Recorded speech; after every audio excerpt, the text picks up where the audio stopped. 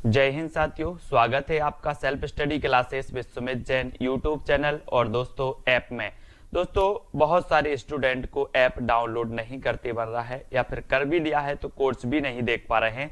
तो मैं आज उनको बता दूं कि ये जो सेल्फ स्टडी क्लासेस इस प्रकार से जब आप प्ले स्टोर से करते हैं तो ये आपका वेल जो है आइकन उसमें लगा हुआ है ना। तो इस प्रकार से सेल्फ स्टडी क्लासेस आपको सर्च करना है और ऐसे आइकन में आपको ऐप मिलने वाला है। ठीक है, तो दोस्तों हम देखें कि प्ले स्टोर में आपको इस प्रकार से दिखेगा ये सेल्फ स्टडी क्लासेस। ठीक है, ये प्ले स्टोर में आपको सेल्फ स्टडी क्लासेस का ऐप दिखने वाला है। ठीक है, ये इमेज उसमें डली है, ये आइकन, ये लोगो उसमें डला है। ठीक है, अब दोस्तों इसको इंस्टॉल करना है, यहां से आप इंस्टॉल करेंगे। ठीक है, अब इंस्टॉल करेंगे तो वहां पर आपको नंबर मांगेगा, जीमेल नंबर मांगेगा, तो आपको ओटीपी आएगा, तो आप रजिस्टर करके आगे बढ़ेंगे। दोस्तों आपको टेस्ट भी करवाया जाएगा, ट्रिक भी बताई जाएगी। तो जल्दी से बताएं, बकरी बिलाप के रचनाकार कौन है? दोस्तों 2 सेकंड है आपके पास। और आपको पता है दोस्तों कि भारत में बकरी बहुत हैं, भारत में बकरियां बहुत हैं। अगर किसी की बकरी को थोड़ा सा कुछ हो जाता है तो लोग बिलाप करने लगते हैं। भारत में किसी की बकरी को किसी थोड़ा सा कुछ हो जाता है तो क्या करने लगते हैं? बिलाप करने लगते हैं। कहाँ पर? भारत में। तो बकरी को कुछ हो जाता है तो बिलाप करने लगते हैं भारत में। तो भारतेंदु किसकी रचना हो जाएगी? ये भारतेंदु। बोले बकरी को कुछ हो गया तो बिलाप करते हैं भारत के लोग, तो भारतेंदु जी की रचना हो जाएगी। यानी कि जो आ नंबर है वो आपका बिल्कुल सही हो जाएगा। ठीक है, अगला है दोस्तों आनंद अरुणोदय की रचनाकार कौन है? दोस्तों आपको पता है कि लास्ट में आपको एक चैलेंज प्रश्न दिया जाएगा और इसका उत्तर आपको लिखना होता है और सबसे अच्छी ट्रिक आपको कौन सी लगी वो आपको बताना होता है। ठीक है, आनंद अरुणोदय की रचनाकार बताना है दोस्तों। 4 विकल्प हैं और 4 में आपका बिल्कुल सही आंसर क्या होगा? 2 सेकंड में आपने उत्तर का चयन किया है प्रेमघन। बद्री नारायण चौधरी प्रेमघन की रचना है आनंद अरुणोदय। और दोस्तों अगर कोई 2 शब्द प्रेम के आपसे बोल दे तो आनंद आ जाता है। काय के शब्द बोल दे? प्रेम के 2 शब्द प्रेम के बोल दे तो आनंद आ जाता है। तो आनंद अरुणोदय रचना किसकी होगी? प्रेमघन की भारतेंदु की? प्रेमघन की होगी ना। और दोस्तों आपको पता है एक इन्होंने आनंद कादम्बनी पत्रिका भी निकाली थी, आनंद कादम्बनी, है ना। इसको भी आपको याद रखना है। आनंद कादम्बनी पत्रिका किसने निकाली थी? प्रेमघन साहब ने, है ना। पूछा जाता है आनंद कादम्बनी पत्रिका किसने निकाली थी? प्रेमघन ने। अगला है प्रेम संपत्ति लता की रचनाकार दोस्त कौन है? दोस्तों आपको पता है दोस्तों कि प्रेम की संपत्ति किसके पास थी? हम बोलते हैं कि हमारे ये प्रॉपर्टी है, हमारी वो है, हमारे पास इतनी संपत्ति है, लेकिन जो प्रेम रूपी संपत्ति थी वो किसके पास थी? आपको पता होगा, आप पढ़ते हैं कि मोहन के पास, मोहन यानी कि श्री कृष्ण के पास थी दोस्तों प्रेम रूपी संपत्ति। तो याद रख लेना, मोहन से जगमोहन, ठाकुर जगमोहन, है ना। आपने पढ़ा होगा कृष्ण जी की पास क्या थी? प्रेम रूपी संपत्ति। सब लोग उनसे प्रेम करते थे। तो प्रेम रूपी संपत्ति किसके पास थी? मोहन। तो मोहन से बनेगा जगमोहन। ठाकुर जगमोहन की रचना है प्रेम संपत्ति लता। ठीक है, अगला है मन की लहर की रचनाकार कौन है? दोस्तों 2 सेकंड में आप अपने उत्तर का चयन करेंगे और मैं आपको बता दूं कि अगर कभी मन में लहर उठ जाए कि हमें पढ़ाई करना है, कभी मन में लहर उठ जाए तो कि हमें पढ़ाई करना है, तो उसका प्रताप बहुत होता है दोस्तों, उसका प्रताप बहुत होता है और आप आईएएस आईपीएस बन जाते हो, है ना। तो मन में पढ़ाई की लहर उठानी है ना, और उस लहर का इतना प्रताप होगा कि आप आईएएस बन जाओगे। तो काय का प्रताप है? मन की लहर का प्रताप है। बोले ये तो आईएएस कैसे बन गए? वो तो ये तो मन की लहर का प्रताप है जो हम आईएएस बन गए। तो मन की लहर का प्रताप, इसलिए प्रताप नारायण मिश्र, यानी कि ये नंबर आपका बिल्कुल सही हो जाएगा। ठीक है, अगला क्वेश्चन है दोस्तों भारत 12 मासा के रचनाकार कौन है? 4 विकल्प हैं दोस्तों। हम देखते हैं कि भारत में नहीं सब जगह कितने मास होते हैं? 12 मास होते हैं, है ना, 12 महीना होते हैं। और आपको पता है कि भारत में 12 मासा जो है राधा और कृष्ण की क्या की जाती है? पूजा की जाती है। भारत में 12 मासा राधा कृष्ण की पूजा की जाती है। तो भारत 12 मासा के रचनाकार कौन होंगे? कौन होंगे? राधा कृष्ण दास, है ना। बोले सर भारत में 12 मासा राधा और कृष्ण की पूजा की जाती है, इसलिए राधा कृष्ण दास इसके रचयिता हो जाएंगे। ठीक है, पावस 50 की रचनाकार कौन है दोस्तों? 4 विकल्प हैं। तब तक मैं आपको बता दूं कि यहाँ पर ये क्या आ रहा है, पाँव, है ना, और ये क्या आ रहा है, 50। अब आपको पाँव 50 बार पढ़ना है, किसके, अम्बे। आप वो आरती करते ना, अम्बे तू है जगदम्बे काली, पढ़ते ना आरती, तो वो ही है, पाँव 50 बार पढ़ना है बोले अम्बे के, तो अम्बे से बनेगा अंबिका दत्त व्यास, अंबिका दत्त व्यास, पाँव 50, पावस 50, इस प्रकार से पावस 50, और अम्बे के पढ़ना है तो अंबिका दत्त व्यास की रचना होगी, कौन सी, पावस 50। कितने बार पढ़ना है, 50 बार, किसके, अम्बे के, तो अंबिका दत्त व्यास। ठीक है, अगला है भारत दुर्दशा के रचनाकार कौन है। दोस्तों आपको पता है कि भारत दुर्दशा, है ना, अब यहाँ पर भारत आ रहा है और भारत दुर्दशा, तो ये भी रचना किसकी होगी, भारतेंदु की होगी, है ना, भारत दुर्दशा भारतेंदु जी की रचना है ना। भारत भारती मैथिली शरण गुप्त की रचना है, भारत दुर्दशा भारतेंदु की है ना, कभी कभी कंफ्यूज हो जाते लोग, इस प्रकार से आपका डी नंबर बिल्कुल सही हो जाएगा। नेक्स्ट है भारत धर्म के रचनाकार कौन है दोस्तों, भारत धर्म, और आपको पता है कि भारत में जब लोग धर्म करते हैं तो दोस्तों किसके पास जाते हैं, अम्बे, अम्बे माता, है ना, काली जी के पास जाते हैं, बोले हम तो धर्म करने जा रहे हैं, कहाँ जा रहे हैं, बोले अम्बे के पास जा रहे हैं, अम्बे। तो भारत में धर्म करते हैं लोग अम्बे के पास जाकर के, तो अंबिका दत्त व्यास, है ना, अंबिका दत्त व्यास। भारत धर्म के रचनाकार कौन होंगे, अंबिका दत्त व्यास, यानी सा नंबर आपका बिल्कुल सही हो जाएगा। देश दशा के रचनाकार कौन है दोस्तों, देश दशा, देश दशा बताना है दोस्तों।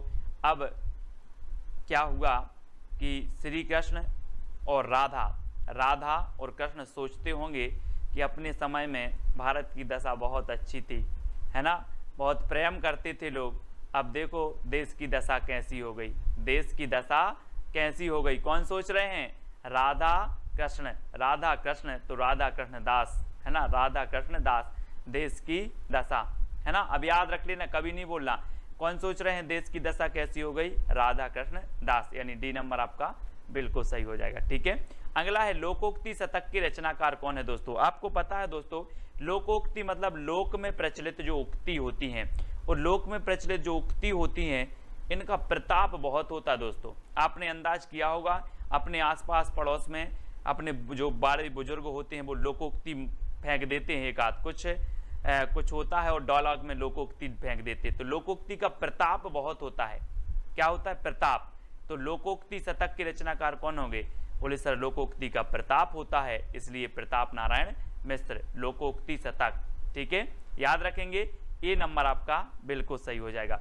अगला है दोस्तों दशरथ विलाप, दशरथ विलाप के रचनाकार कौन है, 4 विकल्प हैं, और दोस्तों आपको पता है कि जो दशरथ विलाप है, ये दशरथ विलाप भारत के लोगों ने देखा कि अमेरिका के लोगों ने देखा। जब रामायण चल रही थी लॉकडाउन में, तो क्या चल रही थी, रामायण, और रामायण में जब वनवास हुआ राम जी को तो दशरथ विलाप कर रहे थे, और दशरथ विलाप कर रहे थे तो ये भारत के लोगों ने देखा, भारत के जन बच्चों ने देखा, तो दशरथ विलाप के रचनाकार कौन होंगे, भारत के ने देखा तो भारतेंदु, है ना, अमेरिका वालों ने तो नहीं देखा, है ना, भारत के लोगों ने देखा तो भारतेंदु। ठीक है, अगला है वर्षा विनोद और फूलों के गुच्छा के रचनाकार कौन है। दोस्तों आपको याद रख लेना है, भारतेंदु को भारत से जोड़ना है, बस भारतेंदु को भारत से। और आपको पता है कि भारत में ऐसी वर्षा होती है, ऐसी वर्षा होती है कि पेड़ों में एक फूल नहीं पूरा गुच्छा ही फूलता है ना। भारत में ऐसी वर्षा होती है कि पेड़ों में एक फूल नहीं पूरा फूल का गुच्छा फूलता है। कहाँ पर, भारत में। तो भारत में वर्षा होती है तो वर्षा विनोद, है ना, और फूलों का गुच्छा फूलता है तो फूलों का गुच्छा, ये भी भारतेंदु की है, वर्षा विनोद भी किसकी है, भारतेंदु की है। ठीक है, और एक जगत विनोद पूछी जाती है दोस्तों, जगत विनोद ये रत्नाकर जी की है ना, और आपने एक मिश्र बंधु की जो रचना है वो आपको बतानी है, वो कौन सी विनोद है ना। तो वर्षा विनोद और फूलों के गुच्छा किसकी है, भारतेंदु जी, यानी डी नंबर आपका बिल्कुल सही होगा। 100 अजान एक सुजान की रचनाकार कौन है दोस्तों, 100 अजान एक सुजान, बोले ऐसा क्या है सुजान में कि 100 अजान और एक सुजान, ऐसा क्या है सुजान में, तो बोले भैया सुजान के बाल बहुत अच्छे हैं। क्या हैं, सुजान, क्या आपने देखा होगा घनानंद जी की प्रेमिका का नाम था सुजान, है ना। अब बोले 100 अजान और एक सुजान, तो बहुत सारे लोग बोले यार सुजान में ऐसा क्या है, तो बोले सुजान के बाल बहुत अच्छे हैं, तो बाल से बनेगा बालकृष्ण भट्ट। सुजान के क्या हैं, बाल बहुत अच्छे हैं, 1 अजान और 100 सुजान, है ना। एक इसकी है बालकृष्ण भट्ट जी का, है ना। ये 4 नंबर आपका बिल्कुल सही हो जाएगा, है ना। हिंदी प्रदीप के ये रचनाकार थे। तो हमने आपको याद करवाई थी ट्रिक कि प्रदीप के बाल भट्टा से भरत गए, है ना। तो प्रदीप, हिंदी प्रदीप और बाल से बालकृष्ण भट्ट, इस प्रकार से आपको याद रखना है। अगला है दोस्तों नूतन ब्रह्मचारी के रचनाकार कौन है, और 4 विकल्प हैं, 2 सेकंड है। नूतन मतलब होता है नया, नूतन मतलब होता है क्या, नया। अब नया ब्रह्मचारी कौन बनेगा, कोई बालक ही बनेगा, कोई बाल बनेगा, है ना। तो आपने एक सुना होगा बाल ब्रह्मचारी और एक सुना है यहाँ पर नूतन ब्रह्मचारी। बोले सर कोई नया बाल ब्रह्मचारी बनेगा तो वो बाल बनेगा, तो बालकृष्ण भट्ट, है ना। कोई बालक बनेगा तो बालकृष्ण भट्ट, और इसको बाल ब्रह्मचारी कर दो, बाल ब्रह्मचारी। तो ये बालकृष्ण भट्ट की है नूतन ब्रह्मचारी, ठीक है। ए नंबर, सी नंबर आपका बालकृष्ण भट्ट बिल्कुल सही हो जाएगा। अगला है बाल विवाह नाटक के रचनाकार कौन है दोस्तों, बाल विवाह नाटक। अब यहाँ तो सीधा सीधा है कि यहाँ पर बाल आया है और यहाँ पर भी बाल आ गया, तो बाल विवाह के बालकृष्ण भट्ट हैं, है ना। तो सा नंबर आपका बिल्कुल सही हो जाएगा, ठीक है। अगला है दोस्तों लालित्य लहरी के रचनाकार कौन है, लालित्य लहरी, और 4 विकल्प हैं। और दोस्तों आपको पता है कि कुछ लोग बहुत लालायत रहते हैं, काय के, प्रेम के। आपने वो गाना सुना होगा, कौन सा, कि हायो रब्बा दिल करता है देखो अजब तमाशे हैं, प्यार बांटने वाले देखो प्यार के कितने प्यासे हैं। तो कुछ दोस्तों क्या है, प्रेम के बहुत प्यासे रहते हैं, लालायत रहते हैं, लालायत। तो ये लालित्य से लालायत, है ना। तो लालित्य लहरी, अभी आपने साहित्य लहरी पढ़ी होगी, है ना, लेकिन अब लालित्य लहरी। तो ये लालित्य लहरी से लालायत, बोले लालायत रहते हैं काय के, प्रेम के। तो ये प्रेम की रचना है, प्रेम घन की रचना है, यानी बा नंबर आपका बिल्कुल सही हो जाएगा, ठीक है। लालायत रहते हैं काय के, प्रेम के। तो लालित्य लहरी प्रेम घन की है ना। और ललित ललाम एक पूछी जाती है, ललित ललाम मतीराम की रचना, है ना। तो ललित ललाम रीतिकाल में मतीराम की है। लालित लहरी ये भारतेंदु युग में प्रेम घन की है, क्योंकि लालित से लालायत रहते हैं प्रेम के, ठीक है। श्यामा लता और श्यामा सरोजनी एक इसकी रचना है दोस्तों। आपको श्यामा से श्याम, और श्याम कृष्ण को बोलते हैं, और कृष्ण का दूसरा नाम क्या है, मोहन। तो मोहन की होगी जगमोहन सिंह ठाकुर, है ना। श्यामा लता और श्यामा सरोजनी, है ना। तो श्याम किसको बोलते हैं, मोहन को।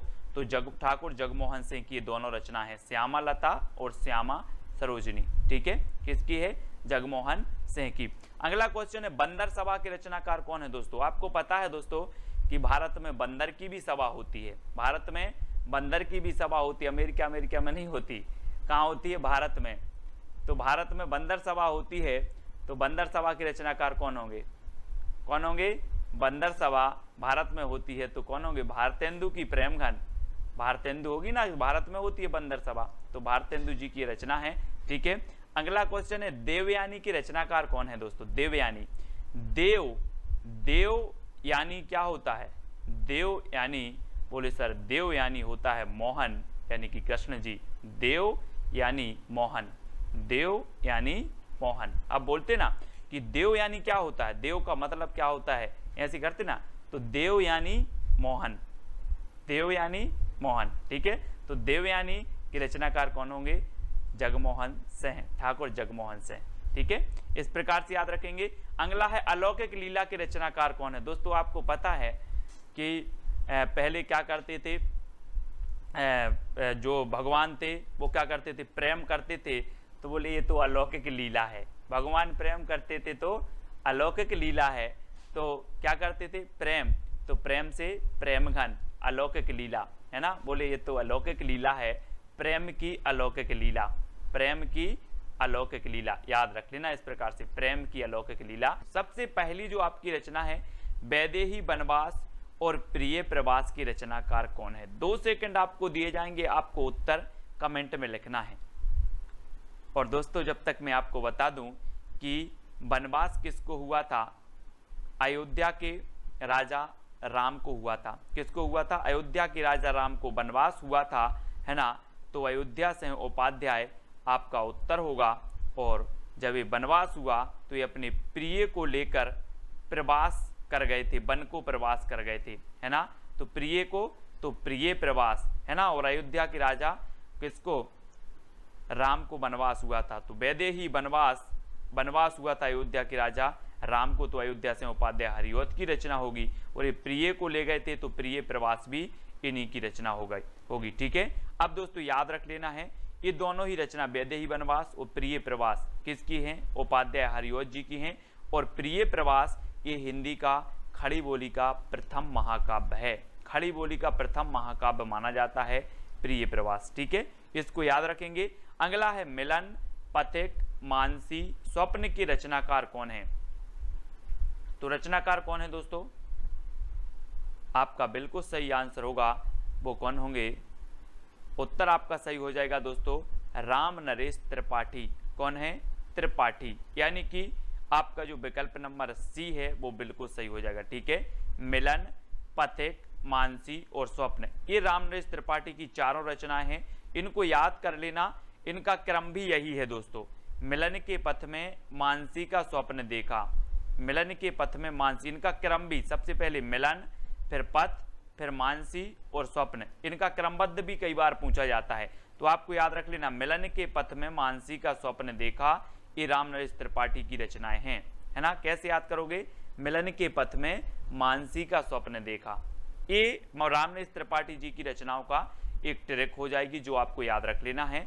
और ये रचनाएं त्रिपाठी जी की हैं। ठीक है, अगला है दोस्तों कृषक क्रंदन के रचनाकार कौन हैं? दोस्तों आपको पता है कि जब इस प्रकार से पानी नहीं गिरता तो कृषक क्या करता है? क्रंदन करता है। और क्रंदन इसका ईश्वर के पास गया, गया क्या? क्रंदन गया, तो क्रंदन गया, तो गया से गया प्रसाद शुक्ल स्नेही, क्रंदन गया, तो गया प्रसाद शुक्ल स्नेही, तो कृषक का क्रंदन गया, तो गया प्रसाद शुक्ल स्नेही की रचनाकार जो है कृषक क्रंदन की रचनाकार हो जाएंगे। इस प्रकार से अब कभी भी आपकी रचना पूछेगी, बोली कृषक क्रंदन, तो आपको याद आएगा क्रंदन गया, तो गया प्रसाद शुक्ल स्नेही। अगला हिंडोला की रचनाकार कौन है दोस्तों? चार विकल्प है, चार में से आपको बताना है। और आपको पता है कि आपको याद कर लेना है जगन्नाथ का हिंडोला, जगन्नाथ का हिंडोला, यानी कि जो सी नंबर है वो बिल्कुल सही हो जाएगा, जगन्नाथ का हिंडोला। तो हिंडोला रचना और ये किसकी हो जाएगी? जगन्नाथ दास रत्नाकर। ये देखो चित्र में जगन्नाथ का हिंडोला, जगन्नाथ का हिंडोला। अब कभी भूलोगे आप? नहीं भूल पाओगे। जगन्नाथ का हिंडोला, बोले हिंडोला रचना किसकी है? बोले जगन्नाथ दास रत्नाकर, है ना। सी नंबर आपका बिल्कुल सही हो जाएगा। अगला है संपत्ति शास्त्र की रचनाकार कौन है? दोस्तों चार विकल्प हैं, चार में से चयन करना है। और आपको पता है अगर आप महावीर की भक्ति करोगे तो आपके पास संपत्ति की कमी नहीं रहेगी। किसकी भक्ति करोगे? महावीर भगवान की भक्ति करोगे तो आपके पास संपत्ति की क्या नहीं रहेगी? कमी नहीं रहेगी। तो महावीर से बनेगा आपका महावीर प्रसाद द्विवेदी।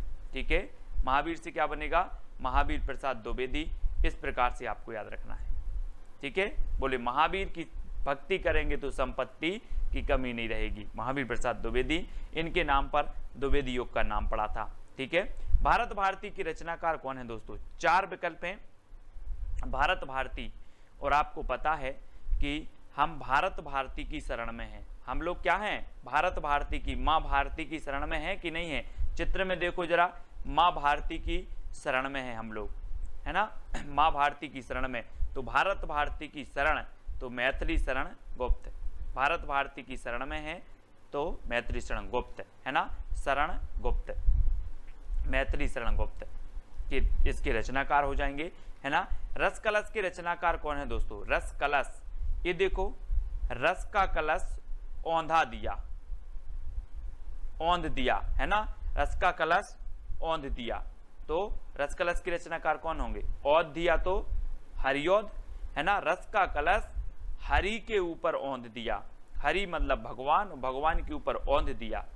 तो रस कलश हरि के ऊपर औंध दिया। चित्र में देखो, हरि के ऊपर औंध दिया, है ना, औंध दिया ना, तो हरिऔध, रसकलश रचनाकार हरिऔध की है। ठीक है, अगला है काव्य मंजूषा के रचनाकार कौन है। दोस्तों 4 विकल्प हैं, 4 सेकंड में आप उत्तर बताएंगे। ट्रिक भी आपके सामने है कि महावीर का काव्य मंजूषा पढ़ती है।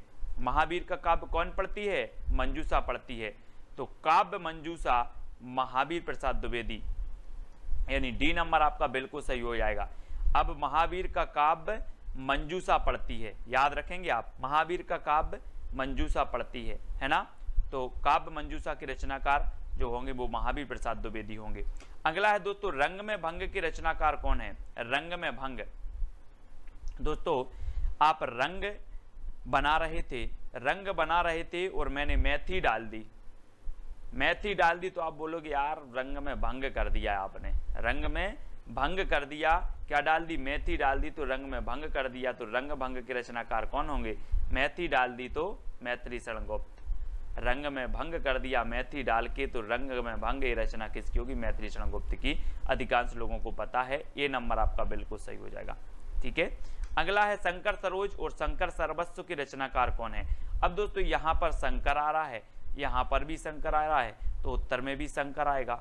नाथूराम शर्मा शंकर, शंकर सरोज और शंकर सर्वस्व के रचनाकार कौन है, नाथूराम शर्मा शंकर हैं, यानी यह नंबर आपका बिल्कुल सही हो जाएगा।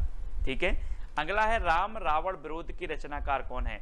दोस्तों राम और रावण का क्या है, एक दूसरे से विरोध चलता था, और राम और रावण के विरोध में कोई राय नहीं देना, है ना। मैंने कहा राम और रावण के विरोध में राय नहीं देना, तो कुछ लोग बोले सर राय देवी, अपन तो राय देवी, तो राय देवी, राम रावण के विरोध में अपन तो राय देवी, तो राय देवी प्रसाद पूर्ण। राम रावण के विरोध में राय देवी, तो राय देवी प्रसाद पूर्ण। ठीक है, ठीक है, राम रावण के विरोध में राय देवी, तो राय देवी प्रसाद पूर्ण, सा नंबर इसका सही हो जाएगा। ठीक है, प्रवासी के रचनाकार कौन है। 4 विकल्प हैं दोस्तों। आपको पता है प्रवासी मतलब क्या होता है। प्रवासी पक्षी नाम सुना होगा। प्रवासी पक्षी मौसम के अनुसार जहां भी उनके अनुकूल मौसम होता है वहां चले जाते, मतलब यहां वहां भागते रहते हैं। वैसे ही प्रवासी यहां वहां भागते हैं, मतलब यहां वहां अपने लोचन से देखते रहते हैं, कहां मौका है कहां अच्छा है वहां भागते रहते हैं। तो कैसे देखते हैं, अपने लोचन से देखते हैं, लोचन से, प्रवासी लोचन से देखते हैं कि हमें किस ओर जाना है, कहां भागना है प्रवासी लोग। तो लोचन प्रसाद पांडे की रचना हो जाएगी प्रवासी। ठीक है, याद रख लेना। अगला है वीर बालक के रचनाकार कौन है। नाथूराम शर्मा शंकर, लोचन प्रसाद पांडे, राय देवी प्रसाद पूर्ण या फिर लाला भगवान दीन। और वीर बालक के जो रचनाकार हैं, आपको पता है दोस्तों कि जब भगवान का जन्म होता है तो वीर बालक के रूप में होता है। आपने देखा होगा, इतनी सारी लीलाएं देखी होंगी, है ना। कृष्ण की ही बात कर लो, कृष्ण जी का जन्म हुआ, भगवान का जन्म हुआ तो वीर बालक के रूप में हुआ। तो भगवान का जन्म होता है तो कैसे होता है, वीर बालक के रूप में। तो वीर बालक के रचनाकार कौन होंगे, लाला भगवान दीन, लाला भगवान दीन, है ना। भगवान का जन्म वीर बालक के रूप में होता है, तो वीर बालक के रचनाकार लाला भगवान दीन। ठीक है, अगला है दोस्तों रामचरित चिंतामणि की रचनाकार कौन है। और 4 विकल्प हैं, रामचरित उपाध्याय, लोचन प्रसाद पांडे, राय देवी प्रसाद पूर्ण या फिर लाला भगवान दीन। तो आपको पता है कि रामचरित चिंतामणि यानी कि ये जो रचना होगी वो किसकी होगी, रामचरित उपाध्याय की। रामचरित चिंतामणि के रचनाकार रामचरित उपाध्याय, यानी आपका 1 नंबर बिल्कुल सही हो जाता है। ठीक है, ए नंबर। नेक्स्ट है भारत गीत की रचनाकार कौन है दोस्तों। 4 विकल्प हैं। हमने भारत भारती पढ़ा था, किसका, भारत भारती, अपने मैथिली शरण गुप्त की रचना पढ़ी थी। ठीक है, और ये भारत गीत पूछा गया है, तो पाठक लोग क्या करते, भारत के गीत गाते हैं। पाठक भारत के गीत गाते हैं। कौन गाते हैं, पाठक, तो श्रीधर पाठक। तो पाठक भारत के गीत गाते हैं, तो भारत गीत की रचनाकार कौन होंगे, श्रीधर पाठक, यानी सा नंबर आपका बिल्कुल सही हो जाएगा, सा नंबर। ठीक है, अगला है आवाहन की रचनाकार कौन है दोस्तों। आहान जिसे बोलते हो आप, आहान की रचनाकार कौन है, तो वो है बालकृष्ण शर्मा नवीन, है ना। और दोस्तों आज कृष्ण जन्माष्टमी भी है, तो हम कृष्ण का क्या करते हैं, आवाहन करते हैं, कृष्ण जी आओ मेरे मन मंदिर में विराजमान हो जाओ, है ना। इस प्रकार से क्या करते, आवाहन करते हैं, कृष्ण जी आओ और मेरे मन मंदिर में विराजमान हो जाओ। तो किसका आह्वान करते हैं हम, कृष्ण का। तो बालकृष्ण शर्मा नवीन की रचना कौन सी है, आवाहन, है ना। यानी बा नंबर आपका बिल्कुल सही हो जाएगा, बा नंबर। नेक्स्ट है यशोधरा और साकेत की रचनाकार कौन है। 4 विकल्प हैं और 4 में से चयन करना है। और रामचरित उपाध्याय, बालकृष्ण शर्मा नवीन, मैथिली शरण गुप्त, लाला भगवान दीन। तो आपका बिल्कुल सही आंसर होगा दोस्तों कि यशोधरा और साकेत ने मैथिली, है ना। जब 10वीं पास हो जाती है उसके बाद सब्जेक्ट लेना पड़ता है इस प्रकार से। तो यशोधरा और साकेत ने क्या ली, मैथिली। तो यशोधरा और साकेत की रचनाकार कौन होंगे, मैथिली शरण गुप्त, मैथिली शरण गुप्त। अब याद रख लेना, यशोधरा और साकेत ने मैथिली, यशोधरा और साकेत ने क्या ली, मैथिली। तो मैथिली शरण गुप्त की रचना होगी। ये खंड काव्य है यशोधरा और ये साकेत महाकाव्य है, इसमें 12 सर्ग हैं, है ना, याद रखना। और 12वें सर्ग में उर्मिला और लक्ष्मण का मिलन भी है। नेक्स्ट है स्वदेशी कुंडल की रचनाकार कौन है। दोस्तों अब अगर कोई कुंडल खरीदना है, किसी को मतलब सोने के कुंडल खरीदना है, तो अपन क्या करेंगे, स्वदेशी की राय दोगे कि चाइना की खरीदवा दोगे। स्वदेशी की राय देवी, स्वदेशी की राय देवी। बोले सर अपन तो स्वदेशी की राय देवी, है ना, स्वदेशी की राय देवी। तो स्वदेशी कुंडल राय देवी, राय देवी प्रसाद पूर्ण, स्वदेशी की राय देवी। काय की राय देवी, स्वदेशी की। तो 7 नंबर आपका बिल्कुल स्वदेशी कुंडल के रचनाकार कौन हो जाएंगे, राय देवी प्रसाद पूर्ण। बिकट भट्ट के रचनाकार कौन है दोस्तों, बिकट भट्ट। 4 विकल्प हैं और 4 में आपको याद रखना है कि रामचरित उपाध्याय की है, बालकृष्ण शर्मा नवीन की है, मैथिली शरण गुप्त की है या फिर लाला भगवान दीन की है। तो याद रख लेना है आपको, आपका सही उत्तर हो जाएगा मैथिली शरण गुप्त की। मैथिली का विकेट गिर गया, मैथिली का विकट गिर गया, मैथिली का दे देखो विकट गिर गया। तो बिकट भट्ट की रचनाकार कौन होंगे, बोले सर मैथिली का विकट गिर गया, विकट गिर गया तो मैथिली शरण गुप्त, ठीक है, विकट गिर गया और बिकट भट्ट मैथिली शरण गुप्त, है ना। अगला है उद्धव शतक और गंगा अवतरण की रचनाकार कौन है। रामचरित उपाध्याय, जगन्नाथ दास रत्नाकर, मैथिली शरण गुप्त या फिर लाला भगवान दीन। 4 विकल्प हैं, 4 में से आपको चयन करना है। वीडियो को लाइक करना है और आपको शेयर भी करना है, ठीक है। और आपका बिल्कुल सही आंसर होगा कि उद्धव शतक और गंगा अवतरण के रचनाकार हैं जगन्नाथ दास रत्नाकर। रत्नाकर ने गंगा अवतरण में शतक लगाया, रत्नाकर ने गंगा अवतरण में शतक लगाया, गंगा अवतरण से गंगा अवतरण शतक लगाया तो उद्धव शतक, ठीक है। रत्नाकर ने कब लगाया, गंगा अवतरण में शतक लगाया। रामायणी महाकाव्य की रचनाकार कौन है। 4 विकल्प हैं, 2 सेकंड में आप अपने उत्तर का बताना है दोस्तों। और यहाँ पर चित्र में देखना दोस्तों, एक कामायनी रचना है और ये महाकाव्य है। और आपको पता है कि आप कामना करने जाते हो कहाँ पर, जय शंकर की प्रसाद, शंकर जी के पास जाते हो ना, भगवान मुझे परीक्षा पास करवा देना, तो क्या करने जाते हो, कामना करने जाते हो। तो कामायनी महाकाव्य किसका होगा, शंकर जी के पास जाते हो तो जय शंकर प्रसाद, ठीक है। और एक कामायनी दोस्तों आपको ये आपको रचना दिख रहा है, ये रचना है, ये बुक है और ये जयशंकर प्रसाद जी की है, ठीक है। और ये महाकाव्य है, कितने सर्गों का महाकाव्य है, 15 सर्गों का महाकाव्य है दोस्तों। और 1935 में ये प्रकाशित हुआ था, ठीक है। तो याद रख लेना, छायावाद का श्रेष्ठ महाकाव्य माना जाता है। लोकायतन महाकाव्य के रचनाकार कौन है दोस्तों। 4 विकल्प हैं दोस्तों, महाकाव्य लोकायतन और कामायनी, ये दोनों ही छायावाद के महाकाव्य हैं। और आपको बताना है 2 सेकंड में। और इसकी जो ट्रैक है दोस्तों, लोक में सुमित्रा आए हैं, लोक में सुमित्रा आए हैं। तो लोक में तो लोकायतन और सुमित्रा आए हैं तो सुमित्रा नंदन पंत। ये सुमित्रा नंदन पंत का महाकाव्य माना जाता है दोस्तों लोकायतन, ठीक है। यानी बी नंबर आपका सही हो जाएगा। आपको ट्रिक याद रखनी है, लोक में सुमित्रा आए हैं, लोक से लोकायतन और सुमित्रा से सुमित्रा नंदन पंत, ठीक है। पल्लव के रचनाकार कौन है दोस्तों। 4 विकल्प हैं, जब तक मैं आपको बता दूं कि जो पल्लव है इसे छायावाद का घोषणा पत्र, छायावाद का मैनिफेस्टो कहा जाता है। पंत जी की प्रसिद्धि का आधार भी कौन सा है, पल्लव ग्रंथ है। और ये किसकी है, पंत जी की है, सुमित्रा नंदन पंत। और इन्हें प्रकृति का चेतेरा कवि भी कहा जाता है ना। प्रकृति का सुकुमार कवि, प्रकृति का चेतेरा कवि, और दोस्तों सुमित्रा से पल्लव पड़ा है। आप बोलते ना कि किससे पाला पड़ गया यार, वही है, सुमित्रा से पाला पड़ा है, सुमित्रा से पल्लव पड़ा है। ठीक है, तो सुमित्रा से पल्लव पड़ा तो सुमित्रा नंदन पंत की रचना हो जाएगी पल्लव। तुलसीदास के रचनाकार कौन है? 4 विकल्प हैं, जयशंकर प्रसाद, सुमित्रा नंदन पंत, निराला, महादेवी वर्मा। और आपको पता है दोस्तों तुलसीदास एक श्रेष्ठ कवि हैं और तुलसीदास रचना भी है, तो तुलसीदास निराला कवि है, तुलसीदास निराला कवि है। तो तुलसीदास तो निराला कवि है ही दोस्तों, और तुलसीदास जो रचना है ये भी निराली रचना है, यानी कि निराली से और निराला से आपका निराला सा नंबर सही हो जाएगा। आपको याद रख लेना तुलसीदास निराला कवि है। ठीक है, तो ये तुलसीदास रचना निराला की हो जाएगी। ठीक है, अगला है दोस्तों राम की शक्ति पूजा के रचनाकार कौन है? बहुत ही बढ़िया रचना है और मोस्ट इंपॉर्टेंट है दोस्तों।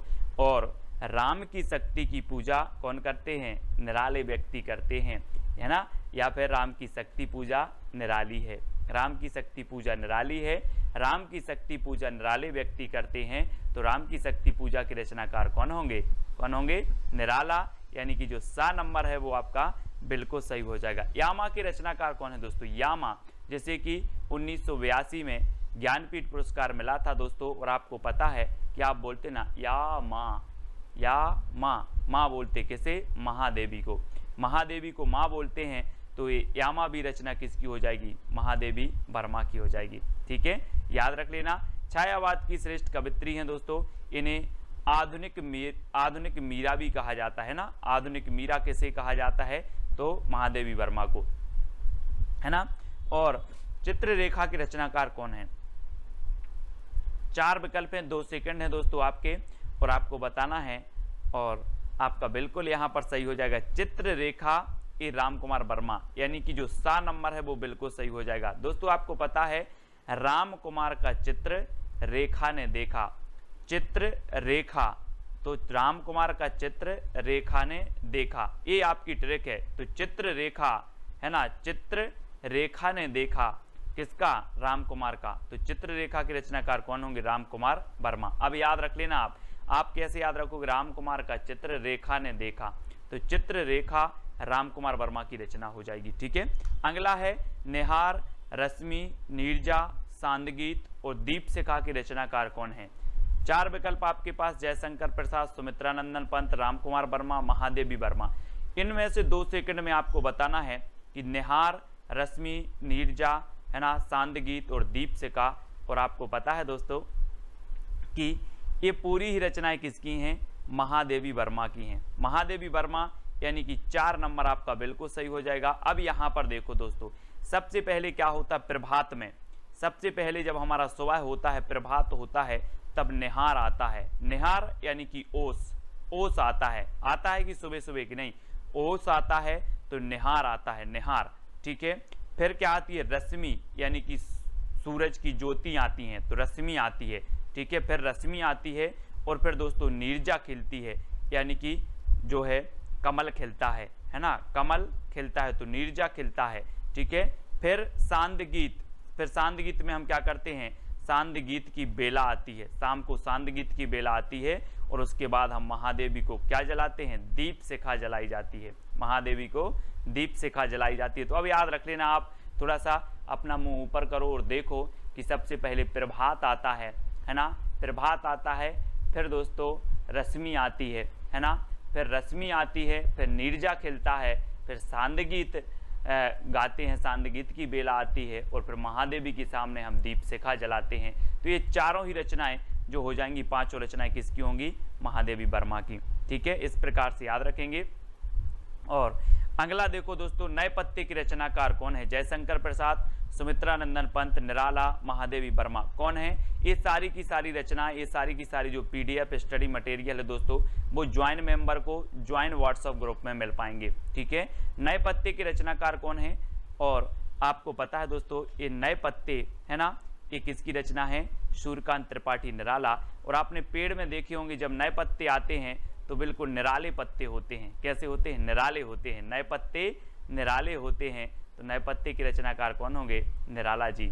ठीक है, अगला है निर्माल्य एक तारा के रचनाकार कौन है। 4 विकल्प हैं, बहुत ही बढ़िया प्रश्न है। और दोस्तों आपको पता है कि निर्मल एक तारा का वियोगी है, निर्मल एक तारा का वियोगी है, तो निर्मल से निर्माल्य, एक तारा से एक तारा का वियोगी है, सो मोहनलाल महतो वियोगी। ये वियोगी की रचनाएं हैं कौन सी, निर्मल और एक तारा।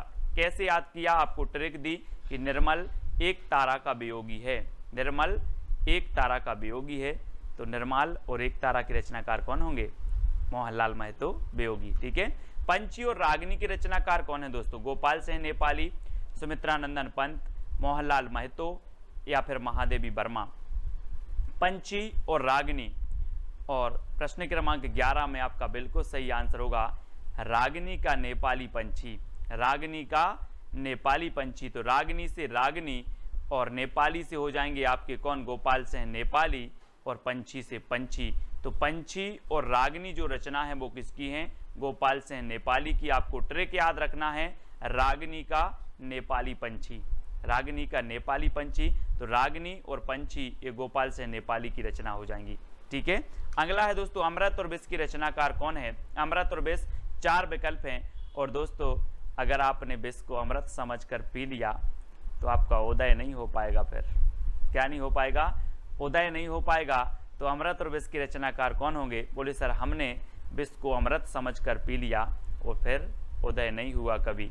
तो उदय शंकर भट्ट है ना, उदय शंकर भट्ट। और ये एक रचना अमृत और विष अमृतलाल नागर की भी है, कंफ्यूज नहीं होना। और ये अमृत और विष जो रचना है ये किसकी है, उदय शंकर भट्ट की भी है। ठीक है। तो डी नंबर आपका बिल्कुल सही है। कलापी के रचनाकार कौन है, कलापी। दोस्तों यहां पर देखो कला, एक कला लिखा है और आप बोलते हो सर मुझे कला सीखना है। मैंने बोला कितनी कला सीखना है, तो आपने कहा सर मुझे 80 कला सीखना है। कितनी सीखना है, 80। तो कला से कलापी और कला सीखना है कितनी, 80। तो आरसी प्रसाद सिंह, आरसी 80 से आरसी प्रसाद सिंह की रचना है कलापी, कई बार पूछी गई है। अब कभी नहीं भूलना कितनी कला सीखना है, 80 कला सीखना है, 80। ठीक है। अगला है अंतर्ध्वनि के रचनाकार कौन है दोस्तों। अंतर्ध्वनि, अंतर की ध्वनि मतलब अंदर की ध्वनि को जानो, अंतर की ध्वनि को जानना है। तो जानना है तो जनार्दन झा, जनार्दन है ना, अंतर्ध्वनि को क्या करना है, जानना है, जनार्दन, जनार्दन झा द्विज की रचना हो जाएगी बी नंबर। अंतर्ध्वनि के रचनाकार कौन है आपसे पूछा जाएगा, तो आप बोलोगे सर अंतर की ध्वनि को जानना है तो जनार्दन झा। ठीक है। अगला है मानसी, राका और विसर्जन की रचनाकार कौन है दोस्तों। एक मानसी राम त्रिपाठी जी की भी है। ठीक है, और याद रख लेना है। और ये मानसी जो रचना है ये आपकी उदय शंकर भट्ट की भी है। ठीक है, ऐसे आप याद रखेंगे मानसी, राका और विसर्जन। मानसी रुको, उदय शंकर का विसर्जन मत करना। मानसी रुको, उदय शंकर का विसर्जन मत करना। तो मानसी से मानसी, रुको से राका और विसर्जन से विसर्जन। मानसी, राका और विसर्जन है ना। और अमृत और विष, ये 4 रचनाएं इनकी हैं कौन की, उदय शंकर भट्ट की। मानसी रुको, उदय शंकर का विसर्जन मत करना। मानसी रुको, उदय शंकर का विसर्जन मत करना, ये किसकी रचनाएं हो गई, उदय शंकर भट्ट, यानी डी नंबर आपका बिल्कुल सही हो जाएगा। ठीक है। अगला है कुकुरमुत्ता के रचनाकार कौन है। 4 विकल्प हैं दोस्तों, जरा इस चित्र को देखो। कुकुरमुत्ता ये किसकी है, ये देखो बिल्कुल निराला होता है दोस्तों। ये कुकुरमुत्ता देखो कैसा छत्ता सा बना है, निराला ही होता है। आप देखो जरा, निराला, ये निराला होता है कुकुरमुत्ता। तो ये कुकुरमुत्ता के रचनाकार कौन होंगे, निराला है ना। बोले सर कुकुरमुत्ता चित्र में देखा ये निराला होता है, तो निराला की रचना हो जाएगी, ये सूर्यकांत त्रिपाठी निराला। ठीक है। अगला देखो खादी के फूल की रचनाकार कौन है। 4 विकल्प हैं और दोस्तों ये संयुक्त रचना मानी जाती है 2 कवियों की। और वो कवि कौन से हैं, बच्चन के पंती ने खादी के फूल पहने। अपन बोलते ना नाती पंती, तो बच्चन के पंती ने खादी के फूल पहने, याद रख लेना है ना। बच्चन के पंती ने खादी के फूल पहने, तो ये खादी के फूल रचना है और बच्चन के पंती ने पहनी। तो बच्चन और पंत, बच्चन और पंत की ये संयुक्त रचना मानी जाती है दोनों की, यानी कि विकल्प नंबर आपका सा जो है वो बिल्कुल सही हो जाएगा। खादी के फूल बच्चन के पंती ने पहले, है ना, बच्चन के पंती ने खादी के फूल पहने, ये ट्रिक है आपकी। तो खादी के फूल जो रचना है ये बच्चन और पंत की हो जाएगी, ठीक है, इसको आप याद रखेंगे।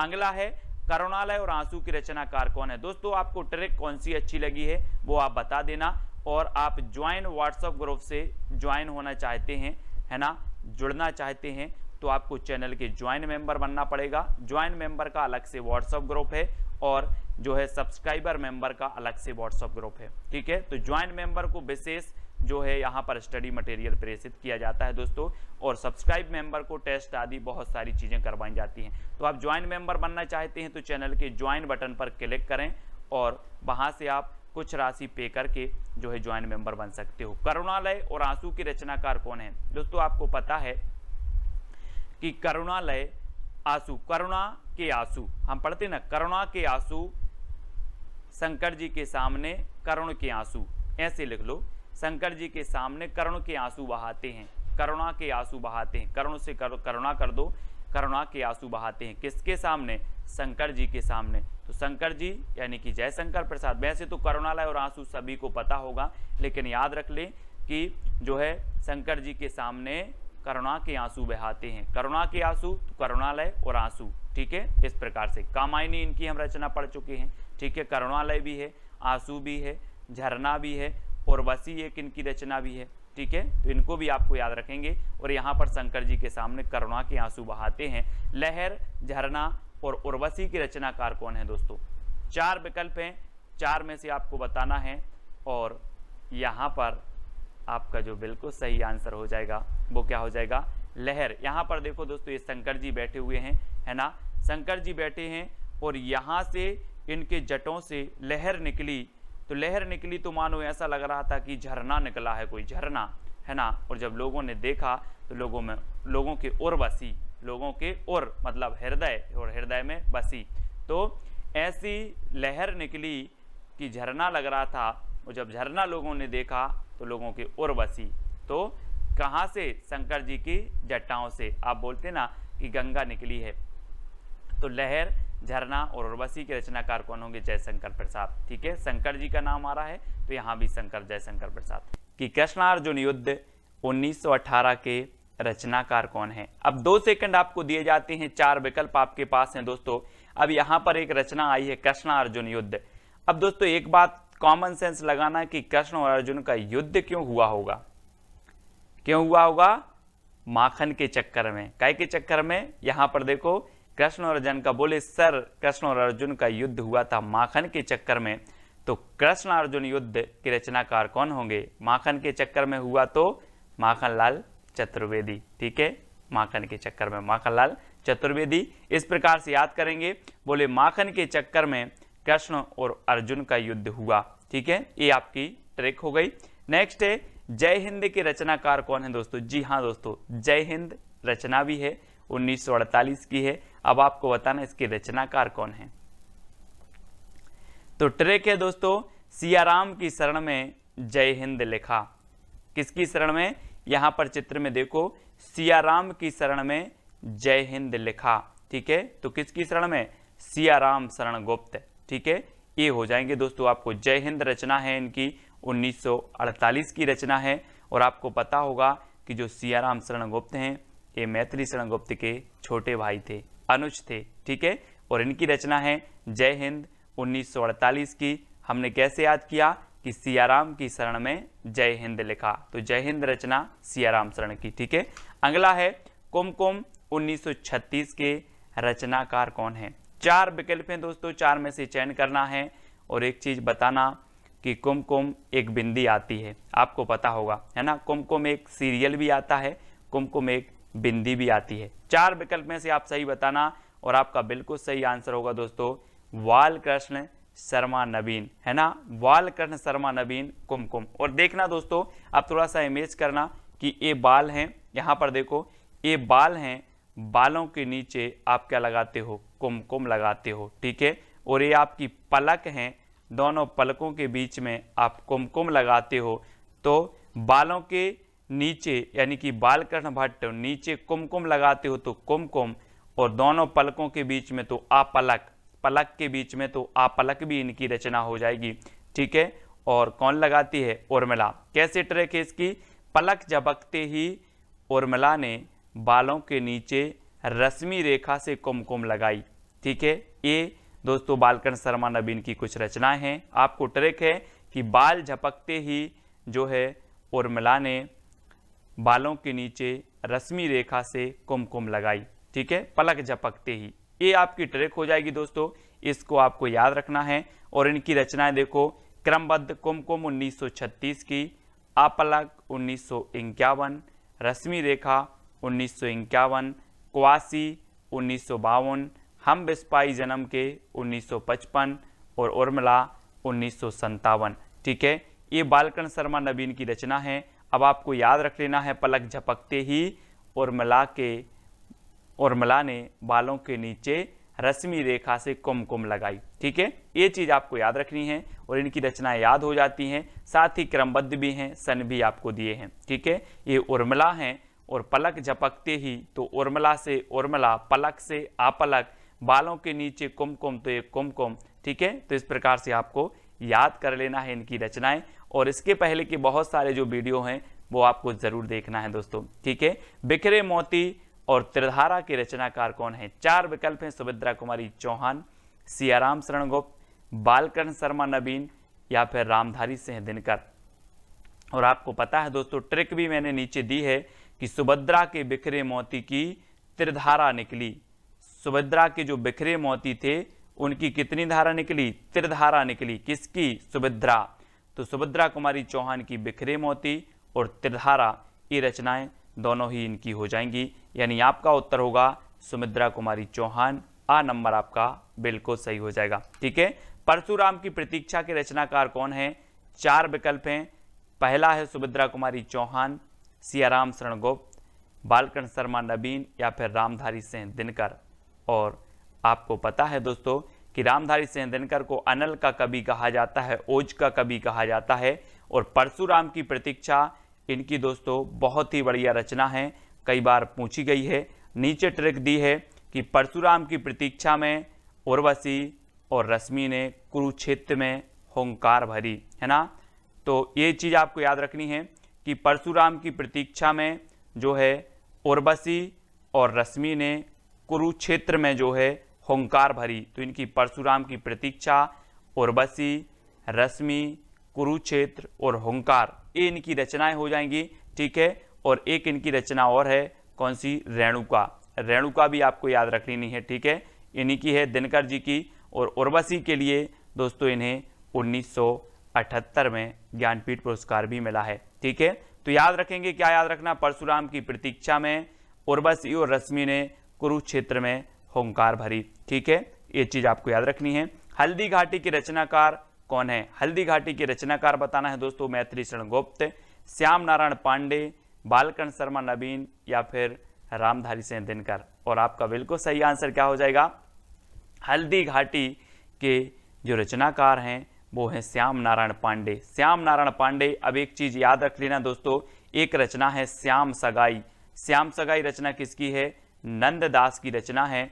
और श्याम की सगाई में दोस्तों हल्दी जरूर लगेगी। क्या लगेगी? हल्दी लगेगी। तो हल्दी लगेगी तो हल्दी घाटी के रचनाकार कौन होंगे? श्याम। श्याम की सगाई में हल्दी लगेगी। ठीक है, श्याम की सगाई में क्या लगेगी? हल्दी लगेगी। तो हल्दी घाटी जो रचना है वो किसकी होगी? श्याम नारायण पांडे। श्याम आएगा। ठीक है, श्याम नारायण पांडे। और श्याम सगाई ये नंददास की रचना है, ये चीज भी आपको याद रखनी है ना। अब मैं पूछूंगा हल्दी किसको लगेगी? बोले सर श्याम की सगाई में। तो श्याम सगाई, नंददास और हल्दी घाटी, ये श्याम नारायण पांडे। ठीक है, अगला है जीवन संगीत के रचनाकार कौन है? 4 विकल्प हैं दोस्तों। आपको पता है कि जीवन संगीत कब बन जाता है? अगर दोस्तों आप जगन्नाथपुरी चले जाओ तो संगीत जीवन आपका जो है वो संगीत बन जाता है। कहाँ जाना है? जगन्नाथपुरी आपको जाना है तो आपका जीवन संगीत बन जाएगा। और सबसे बड़ी बात है दोस्तों कि यहाँ पर प्रसाद बहुत मिलता है। क्या मिलता है? प्रसाद।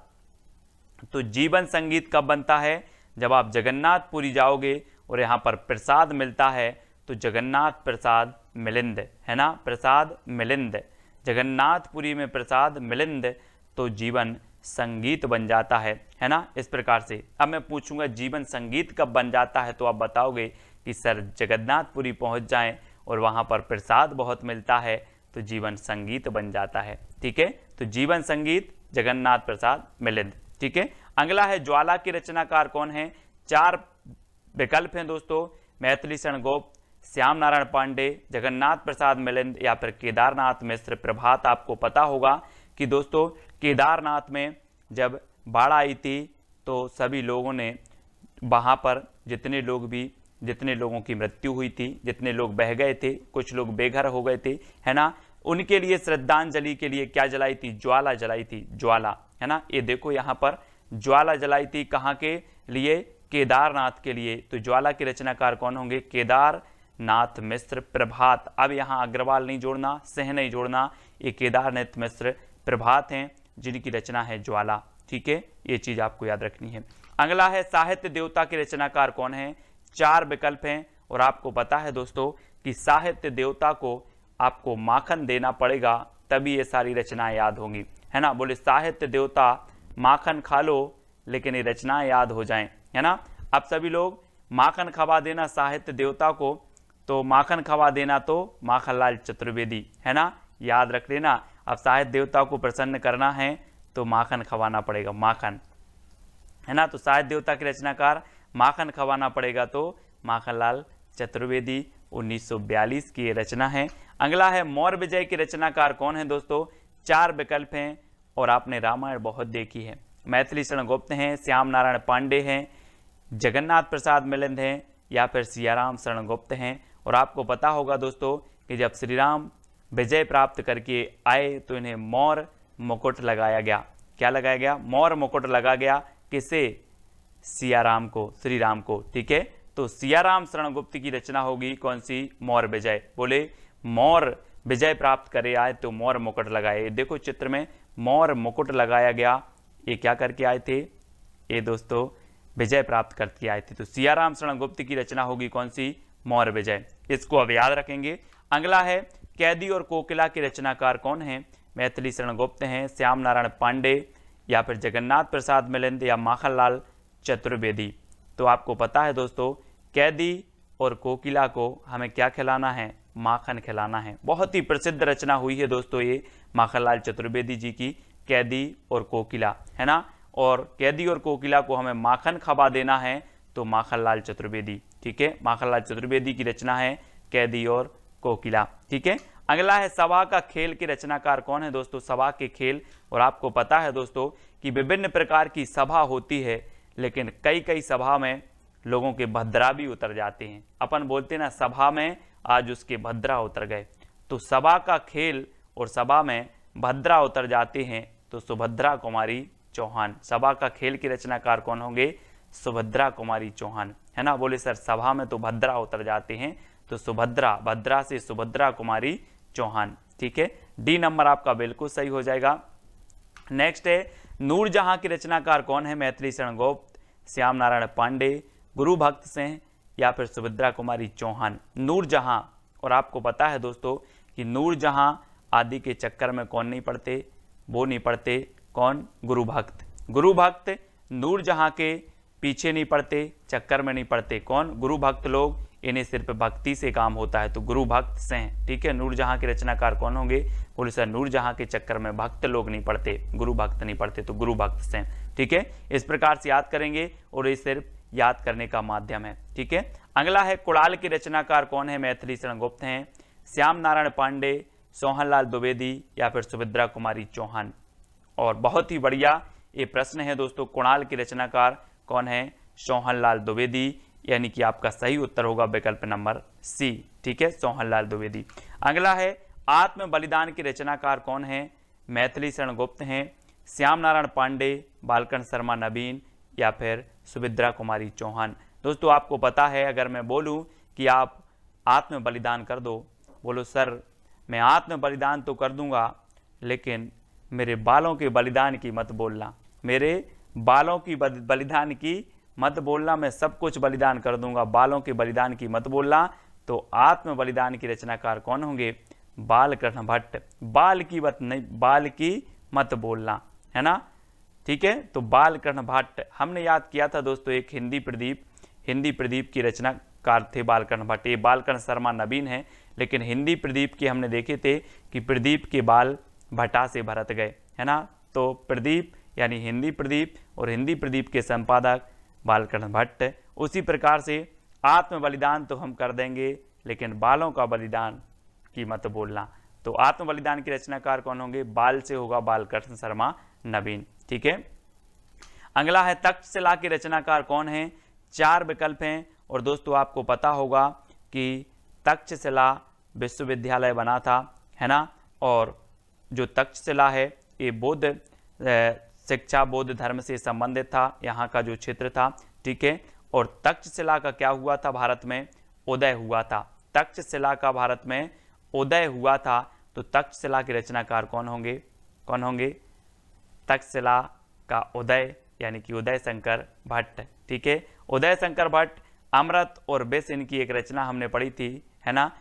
अमृत और विष अमृतलाल लांगर की भी है, अमृत और विष उदय शंकर भट्ट की भी है ना। तक्षशिला का उदय, ये उदय शंकर भट्ट की रचना है तक्षशिला। अब कैसे याद रखोगे? बोले सर तक्षशिला का उदय, तक्षशिला से तक्षशिला रचना, उदय से उदय शंकर भट्ट इसके रचनाकार। अमीर इरादे गरीब इरादे की रचनाकार कौन है? दोस्तों आपको बताना है, और बहुत ही बढ़िया रचना है। तो आपको पता है कि चाहे अमीर हो चाहे गरीब हो, सबके इरादे माखन खाने के रहते हैं। बोले आज माखन मिल जाता। अमीर हो या गरीब हो, सबके इरादे काय के रहते हैं? माखन खाने के रहते हैं। तो गरीब में अमीर इरादे और गरीब इरादे के रचनाकार कौन है? माखनलाल चतुर्वेदी, यानी कि डी नंबर आपका बिल्कुल सही हो जाएगा, ठीक है। अगला है झांसी की रानी कविता के रचनाकार कौन है? 4 विकल्प है, मैथिली शरण गुप्त, श्याम नारायण पांडे, बालकृष्ण शर्मा नवीन या फिर सुभद्रा कुमारी चौहान। और दोस्तों आपको पता है कि झांसी की रानी लक्ष्मीबाई ने सबके भद्रा उतार दिए थे। क्या उतार दिए थे? भद्रा। और हम पढ़ते आए हैं कि खूब लड़ी मर्दानी वह तो झांसी वाली रानी थी, है ना, पढ़ा है आप लोगों ने।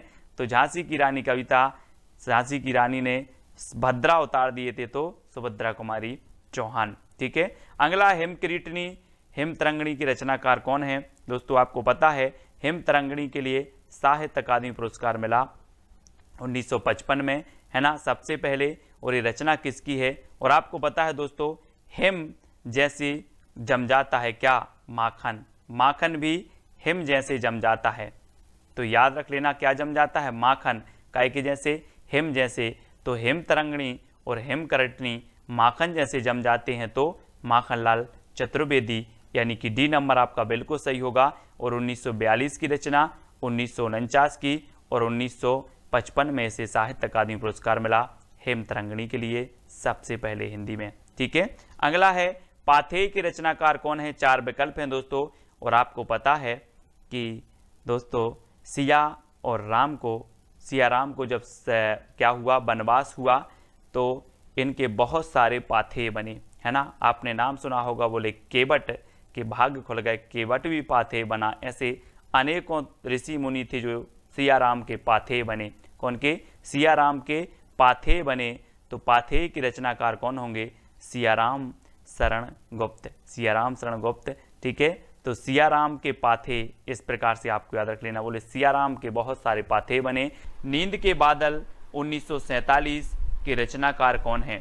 4 विकल्प हैं आपके सामने, केदारनाथ अग्रवाल, सुमित्रानंदन पंत, दिनकर या फिर नागार्जुन। तो आपको पता होगा दोस्तों कि 2013 में केदारनाथ में क्या आई थी? बाढ़ आई थी। केदारनाथ में बाढ़ आई थी। ऐसा लग रहा था कि बादल जो है नींद में सो गए हैं, है ना। तो नींद के बादल कहाँ आए थे? केदारनाथ में। नींद के बादल आए थे केदारनाथ में। तो नींद के बादल के जो रचनाकार होंगे वो कौन होंगे? केदारनाथ अग्रवाल। और यहाँ पर देखो केदारनाथ में नींद के बादल आए और यहाँ पर तबाही मची थी, है ना। तो केदारनाथ में नींद के बादल, इस प्रकार से आपको याद रखना है, ठीक है। अब आपसे कभी भी पूछा जाएगा नींद के बादल के रचनाकार कौन है, तो आप बता दोगे सर नींद के बादल तो केदारनाथ में आए थे, मतलब केदारनाथ अग्रवाल, ठीक है। हिल्लोल के रचनाकार कौन है दोस्तों? 4 विकल्प हैं। और आपको पता है कि केदारनाथ जाना जाता है दोस्तों, शिव का एक धाम है, शिव जी का एक धाम है केदारनाथ। और जब केदारनाथ में बाढ़ आई, केदारनाथ में दोस्तों जब पानी की बाढ़ आई तो हिलोर लग रही थी। देखो चित्र में हिलोर लग रही थी, किसे लग रही थी? शिव जी को हिलोर लग रही थी, शिव जी को।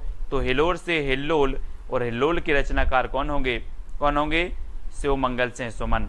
यानी कि आपका जो विकल्प नंबर सी है वो बिल्कुल सही हो जाएगा, क्योंकि क्या लग रही थी शिव को? हिलोर लग रही थी, हिलोल। ठीक है, इस प्रकार से यानी कि जो सा नंबर है वो आपका बिल्कुल सही हो जाएगा। नेक्स्ट है दोस्तों, मिट्टी की बारात के रचनाकार कौन है? त्रिलोचन, शिव मंगल सिंह सुमन, दोनों, या फिर नागार्जुन। आपको कमेंट में बताना है। और आपको पता है दोस्तों कि शिव जी की जब बारात निकली तो बाराती जो थे भभूत लगाए थे, मिट्टी की भभूत लगाए थे, है ना, भूत भी बारात में आए थे। तो ऐसा लग रहा था कि जैसे मिट्टी की बारात आ रही हो, जैसे मिट्टी की बारात आ रही हो। किसकी? शिव जी की। तो मिट्टी की बारात ये रचना किसकी होगी? शिव मंगल सिंह सुमन। और त्रिलोचन भी कहा जाता है दोस्तों किसको? शिव को। तो त्रिलोचन की भी ये रचना है, शिव मंगल सिंह सुमन की रचना है ना। कौन सी? मिट्टी की बारात। तो अब आपको याद रख लेना है मिट्टी की बारात किसकी आ रही थी? बोले सर त्रिलोचन की या फिर शिव जी की। तो शिव मंगल सिंह सुमन और त्रिलोचन। ठीक है, यानी कि आपका उत्तर सी नंबर बिल्कुल सही हो जाएगा। अगला क्वेश्चन है दोस्तों, राह के दीपक 1947 की रचनाकार कौन है? त्रिलोचन, शिव मंगल सिंह सुमन, रांगे राघव, या फिर नागार्जुन। तो आपको पता है राह के दीपक कौन बने? राह के दीपक, यहां से देखो जरा चित्र में, श्री राम जी आगे आगे चलकर ये राह के दीपक बने हैं। कौन? राघव, है ना। राघव बोलते हैं ना, रघुपति राघव सीताराम। तो राघव क्या बने? राह के दीपक बने। इस प्रकार से राह के दीपक बने राघव। तो राह के दीपक के रचनाकार कौन होंगे? रांगे राघव। ठीक है, रांगे राघव, यानी कि सा नंबर आपका बिल्कुल सही हो जाएगा। ठीक है, अब दोस्तों आपको लास्ट में वीडियो के बताना है कि कौन सी ट्रिक सबसे अच्छी लगी, है ना, कौन सी रचना आपको सबसे ज्यादा याद हुई है। और इसके पहले के वीडियो अगर आपने नहीं देखे हैं तो वीडियो जरूर देखें। तालाब की मछलियां के रचनाकार कौन है दोस्तों? 4 विकल्प हैं और आपको पता है कि तालाब की मछलियां कौन खा गया? तालाब की मछलियां नाग खा गया। ये नाग है और तालाब की मछलियां नाग खा गया। तो तालाब की मछलियां कौन खा गया? नाग। तो नागार्जुन। ठीक है, नाग से नागार्जुन, यानी कि सा नंबर आपका बिल्कुल सही होगा। तालाब की मछलियां ये रचना किसकी होगी? बोले सर तालाब की मछलियां नाग खा गया। तो तालाब की मछलियां की रचनाकार नागार्जुन। ठीक है, इस प्रकार से याद रखेंगे। और अगला है दोस्तों, कदली बन, हंसमाला, मिट्टी और फूल के रचनाकार कौन है? ये प्रगतिवादी रचनाएं हैं। त्रिलोचन है, शिवमंगल सिंह सुमन, नागार्जुन, या फिर नरेंद्र शर्मा हैं। तो आपको बताना है और आपकी सुंदर सी ट्रिक है कि नरेंद्र ने कदली वन में मिट्टी और फूलों की माला बनाई। कहां पर? किसने बनाई? नरेंद्र ने। तो नरेंद्र शर्मा कदली वन में, तो कदली वन मिट्टी और फूलों की, तो मिट्टी और फूल और माला से हंसमाला। ठीक है, तो हंसमाला ये रचना हो जाएंगी किसकी? नरेंद्र शर्मा की। अब याद रख लेना है कि नरेंद्र ने कदली वन में मिट्टी और फूलों की माला बनाई। ये आप याद रखेंगे तो नरेंद्र शर्मा की जितनी भी रचनाएं हैं वो आपको याद हो जाएंगी। ठीक है, अगला है दोस्तों, युगवाणी ग्राम्या के रचनाकार कौन है? 4 विकल्प हैं। सुमित्रानंदन पंत जी हैं, शिवमंगल सिंह सुमन हैं, नागार्जुन, या फिर नरेंद्र शर्मा हैं। तो युग की वाणी और ग्राम्या, इसके रचनाकार कौन माने जाते हैं? आपको पता है दोस्तों, सुमित्रानंदन पंत ये प्रगतिवाद के प्रवर्तक माने जाते हैं। और युगांत, युगवाणी, ये जो रचनाएं हैं ग्राम्या, ये किसकी हो जाएंगी? ये हो जाएंगी आपकी दोस्तों आपके सुमित्रानंदन पंत जी की। पंत जी यानी कि जो आ नंबर है वो आपका बिल्कुल सही हो जाएगा, ग्राम्या और युगवाणी। ठीक है, तो ये चीज आपको याद रखनी है, ये नंबर आपका बिल्कुल सही हो जाएगा। अगला है दोस्तों, पिघलते पत्थर 1946 के रचनाकार कौन है? आपको पता है दोस्तों कि पत्थर कैसा भी हो, या पत्थर दिल बोलते ना अपन, कि वो तो पत्थर दिल है। कोई भी पत्थर दिल हो रघुवीर के पास आ जाए तो पिघलते पत्थर भी पिघल जाते हैं, पत्थर दिल भी पिघल जाते हैं। तो पिघलते पत्थर कहाँ पर? पिघलते पत्थर कहाँ पर? रांगे राघव के पास, राघव के दरबार में पिघलते पत्थर तो रांगे राघव की रचना है 1946 की ये रचना है। और पिघलते पत्थर कहाँ पर, राघव के दरबार में, है ना। तो रांगे राघव यानी सा नंबर आपका बिल्कुल सही हो जाएगा। अब कभी भी आपसे रचना पूछी जाएगी, बोले सर पिघलते पत्थर, तो पिघलते पत्थर भी पिघल जाते हैं कहाँ पर, रांगे या फिर राघव के दरबार में। ठीक है, अगला है युगधारा 1953 सतरंगे पंखों वाली की रचनाकार कौन है, सुमित्रानंदन पंत जी, शिवमंगल सिंह सुमन, रांगे राघव या फिर नागार्जुन। और आपको पता है दोस्तों कि युगधारा और सतरंगे पंखे वाली, तो आपको कैसे याद रख लेना है, एक ट्रिक है कि नागार्जुन की युगधारा सतरंगे पंखे वाली है, नागार्जुन की युगधारा सतरंगे पंखे वाली है। ठीक है, अभी हमने पढ़ा कि तालाब की मछलियां नाग खा गया, अब नागार्जुन की युगधारा सतरंगे पंखों वाली है, तो युगधारा और सतरंगे पंखों वाली है, ये भी आपकी नागार्जुन की ही होगी। ठीक है, तो नागार्जुन यानी कि जो डी नंबर है वो आपका बिल्कुल सही हो जाएगा।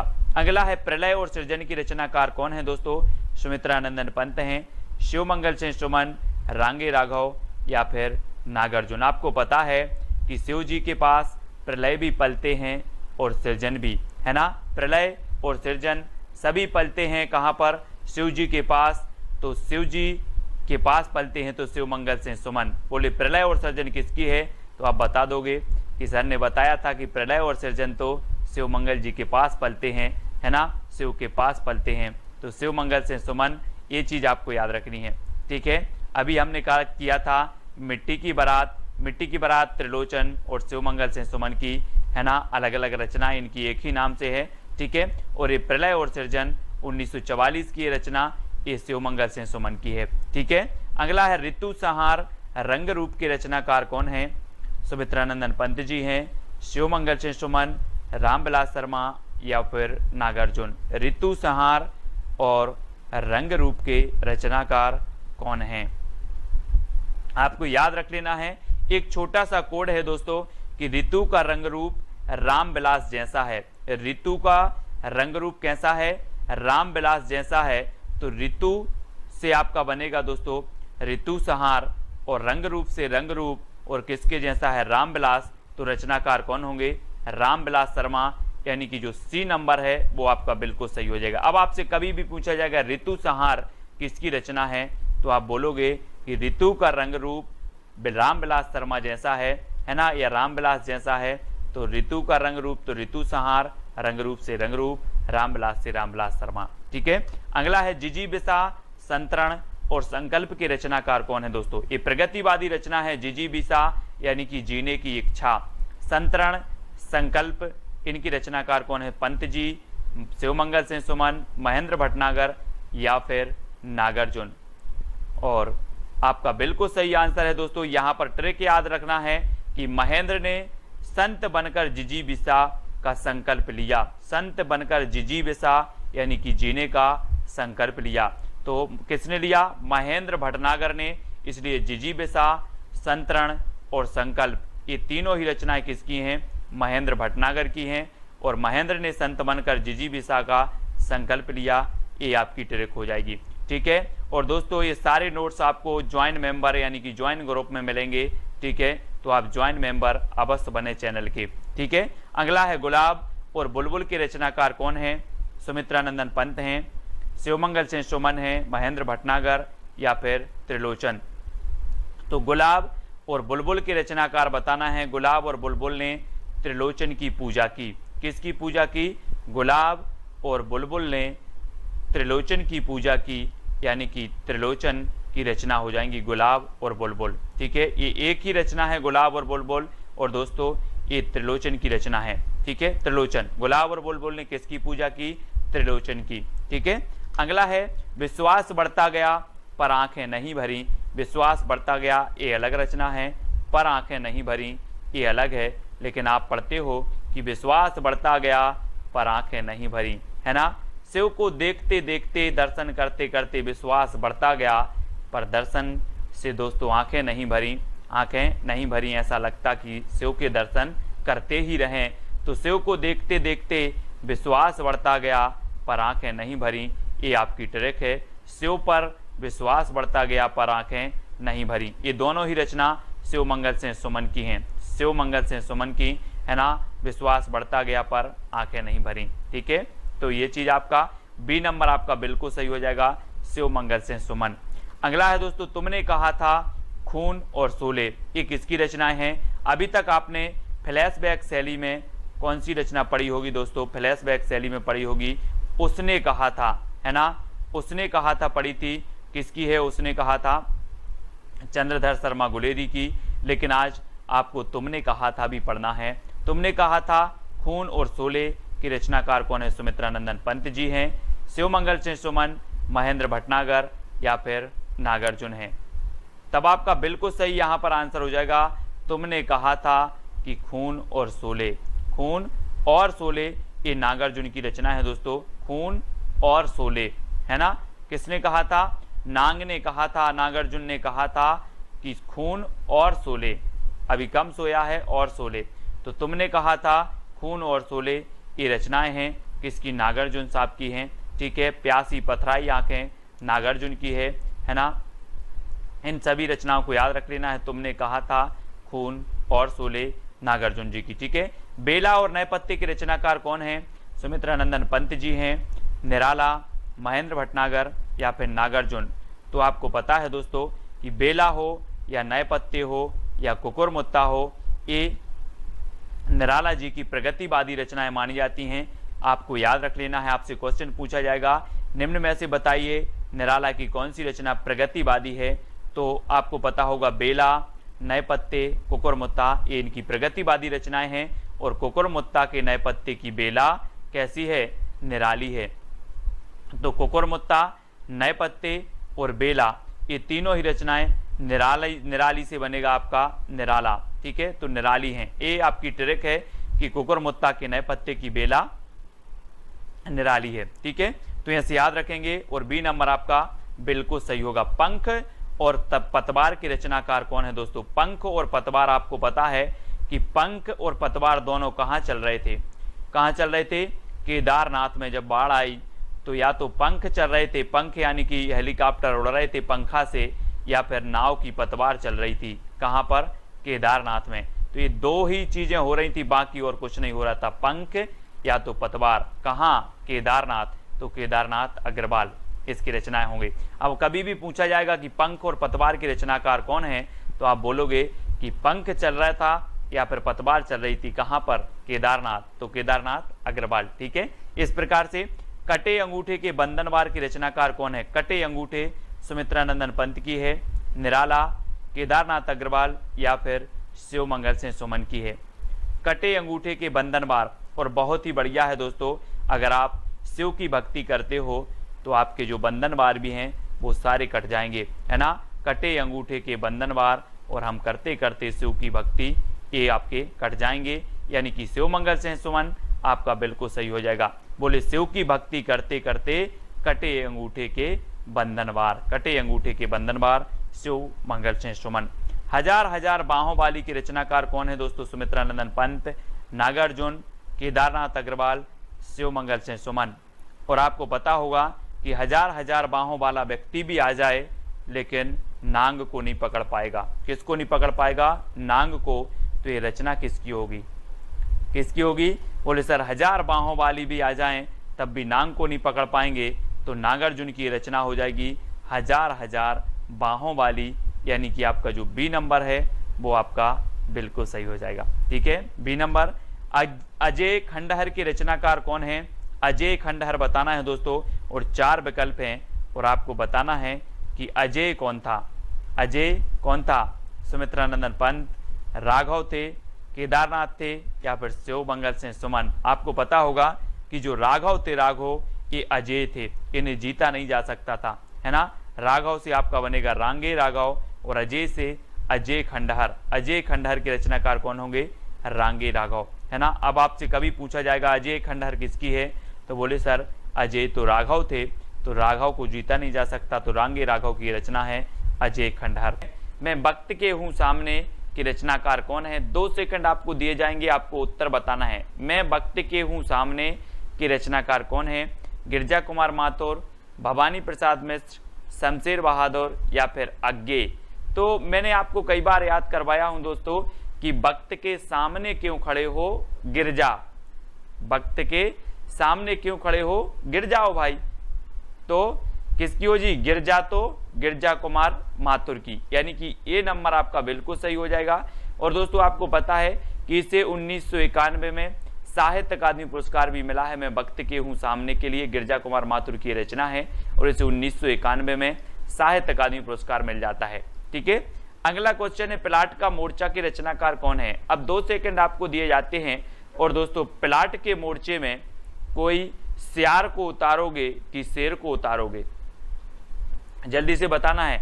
प्लाट के बोले सर बेटा प्लाट के मोर्चे में मैं सियार को नहीं शेर को उतारूंगा, यानी कि प्लाट का मोर्चा शमशेर बहादुर, किसकी होगी रचना, शमशेर बहादुर का। अब याद रखना है आपको, प्लाट के मोर्चे में सियार को नहीं शेर को उतारना है, तो शमशेर बहादुर यानी सा नंबर आपका बिल्कुल सही हो जाएगा। ठीक है, अगला है दोस्तों गीत फरोश के रचनाकार कौन है। गीत फरोश 4 विकल्प है, 2 सेकंड आपको दिए जाते हैं। दोस्तों हमें किसके गीत गाना है, हमें गीत गाना है भवानी के। किसके गीत गाना है, भवानी के गीत गाना है। तो गीत फरोश रचना के रचनाकार कौन होंगे, कौन होंगे, भवानी प्रसाद मिश्र, यानी कि आपका जो विकल्प नंबर बी है वो बिल्कुल सही हो जाएगा। बी नंबर 1956 की रचना मानी जाती है। और अगला है दोस्तों आंगन के पार द्वार के रचनाकार कौन है, और 4 विकल्प हैं और आपका बिल्कुल सही आंसर हो जाएगा कि आंगन के द्वार पर कौन खड़े हैं, अज्ञेय खड़े हैं। आंगन के द्वार पर अज्ञेय खड़े हैं और ये रचना अज्ञेय की है, ये भी आपको याद रखनी है। ठीक है, चांद का मोह टेढ़ा के रचनाकार कौन है दोस्तों। 4 विकल्प हैं। मैं आपको बता दूं कि अगर व्यक्ति की मुक्ति हो जाए तो उसका जो मोह होता है वो सीधा नहीं रहता, ऐसा हो जाता टेढ़ा। चांद का मोह टेढ़ा, मुक्ति मिल गई तो चांद का मोह टेढ़ा हो जाता है। तो चांद का मोह टेढ़ा ये रचना किसकी होगी, मुक्ति बोध, यानी कि आपका जो सा नंबर है वो बिल्कुल सही हो जाएगा। ठीक है, अगला है ठंडा लोहा के रचनाकार कौन है। ठंडा लोहा, दोस्तों आपको पता है कि लोहा कितना भी गर्म हो, है ना, कितना भी गर्म हो, धर्म के पास आते ही ठंडा हो जाता है ना। लोहा कितना भी गर्म हो, धर्म के पास आते ही क्या हो जाता है, ठंडा हो जाता है लोहा। तो उत्तर आपका सही क्या होगा, धर्मवीर भारती। ये ठंडा लोहा रचना है धर्मवीर भारती, यानी बी नंबर आपका बिल्कुल सही हो जाएगा। ठीक है, काठ की घंटियां के रचनाकार कौन है दोस्तों। काठ की घंटियां, अब 4 विकल्प हैं, गिरजा कुमार माथुर, धर्मवीर भारती, सर्वेश्वर बहादुर, सर्वेश्वर दयाल सक्सेना या फिर अज्ञेय। अब एक चीज बताना, काठ की घंटियां यानी कि बहुवचन में शब्द है, घंटियां यानी बहुत सी घंटियां। अब काठ की घंटियां हैं दोस्तों, तो इनका हमें क्या करना पड़ेगा, सर्वे करना पड़ेगा कि कितनी घंटियां हैं। सर्वे करोगे कि ऐसे ही बता दोगे कि 5 हैं कि 10 हैं, पहले काठ की घंटियां का हमें सर्वे करना है। तो काठ की घंटियां के रचनाकार कौन होंगे, सर्वेश्वर दयाल सक्सेना। ठीक है, कुआनो नदी भी इनकी रचना है। ठीक है, ये भी आपको याद रख लेनी है। काठ की घंटियां, जंगल का दर्द भी इन्हीं की रचना है। ठीक है, खूंटियों पर टंगे लोग भी इन्हीं की रचना है, इनको याद रख लेना है। सिर्फ सर्वे आपको याद करना, सर्वे, काठ की घंटियों का सर्वे करना है। बुनी हुई रस्सी के रचनाकार कौन है दोस्तों। आपको पता है दोस्तों, जब आप जाते हो कहाँ, भवानी के मंदिर में जाते हो, भवानी के मंदिर में, तो वहां पर इस प्रकार से आपको एक बुनी हुई रस्सी मिलती है ना, हाथ में बांधने के लिए पचरंगा धागा है, बुनी हुई रस्सी आपको भवानी के दरबार में मिलती है। कहाँ मिलती है, भवानी के दरबार में। बोले सर भवानी के दरबार में तो बुनी हुई रस्सी मिलती है, तो ये बुनी हुई रस्सी के रचनाकार कौन होंगे, भवानी प्रसाद मिश्र, यानी डी नंबर आपका बिल्कुल सही हो जाएगा। ठीक है, अगली है दोस्तों महावृक्ष के नीचे 1977 के रचनाकार कौन है। गिरजा कुमार माथुर, धर्मवीर भारती, अज्ञेय या फिर भवानी प्रसाद मिश्र। महावृक्ष के नीचे, है ना, हम बोलते नहीं है कि वहां वृक्ष के नीचे कौन सोया है, आप बोलोगे अज्ञेय, पता नहीं। वहां वृक्ष के नीचे, महावृक्ष के नीचे या फिर वहां वृक्ष के नीचे कौन सोया है, अज्ञेय, पता नहीं। अज्ञेय, तो ये अज्ञेय की रचना है, महावृक्ष के नीचे अज्ञेय। ठीक है, सा नंबर आपका बिल्कुल सही हो जाएगा। अगला है सपना अभी भी के रचनाकार कौन है। 2 सेकंड आपको दिए जाते हैं दोस्तों। सपना अभी भी है काय का, धर्म करने का। सपना अभी भी है धर्म करने का, तो धर्मवीर भारती, यानी उत्तर आपका सही क्या हो जाएगा, विकल्प नंबर बी। ठीक है, आपने पढ़ा होगा दोस्तों, गुनाहों का देवता, सपना अभी भी है, ठंडा लोहा, ये सारी रचनाएं धर्मवीर भारती की हैं, जिनको हमने ट्रिक से कई बार याद करवाया है। खूंटियों पर टंगे लोग, अब दोस्तों एक चीज बताना कि खूंटियों पर टंगे लोगों का हमें क्या करना पड़ेगा, सर्वे करना पड़ेगा, तब हमें पता चलेगा कि खूंटियों पर कितने लोग टंगे हैं। तो खूंटियों पर टंगे लोग का क्या करना है, सर्वे। तो सर्वेश्वर दयाल सक्सेना की ये क्या हो जाएगी, रचना हो जाएगी। ठीक है, अगला है शिलापंख चमकीली के रचनाकार कौन है।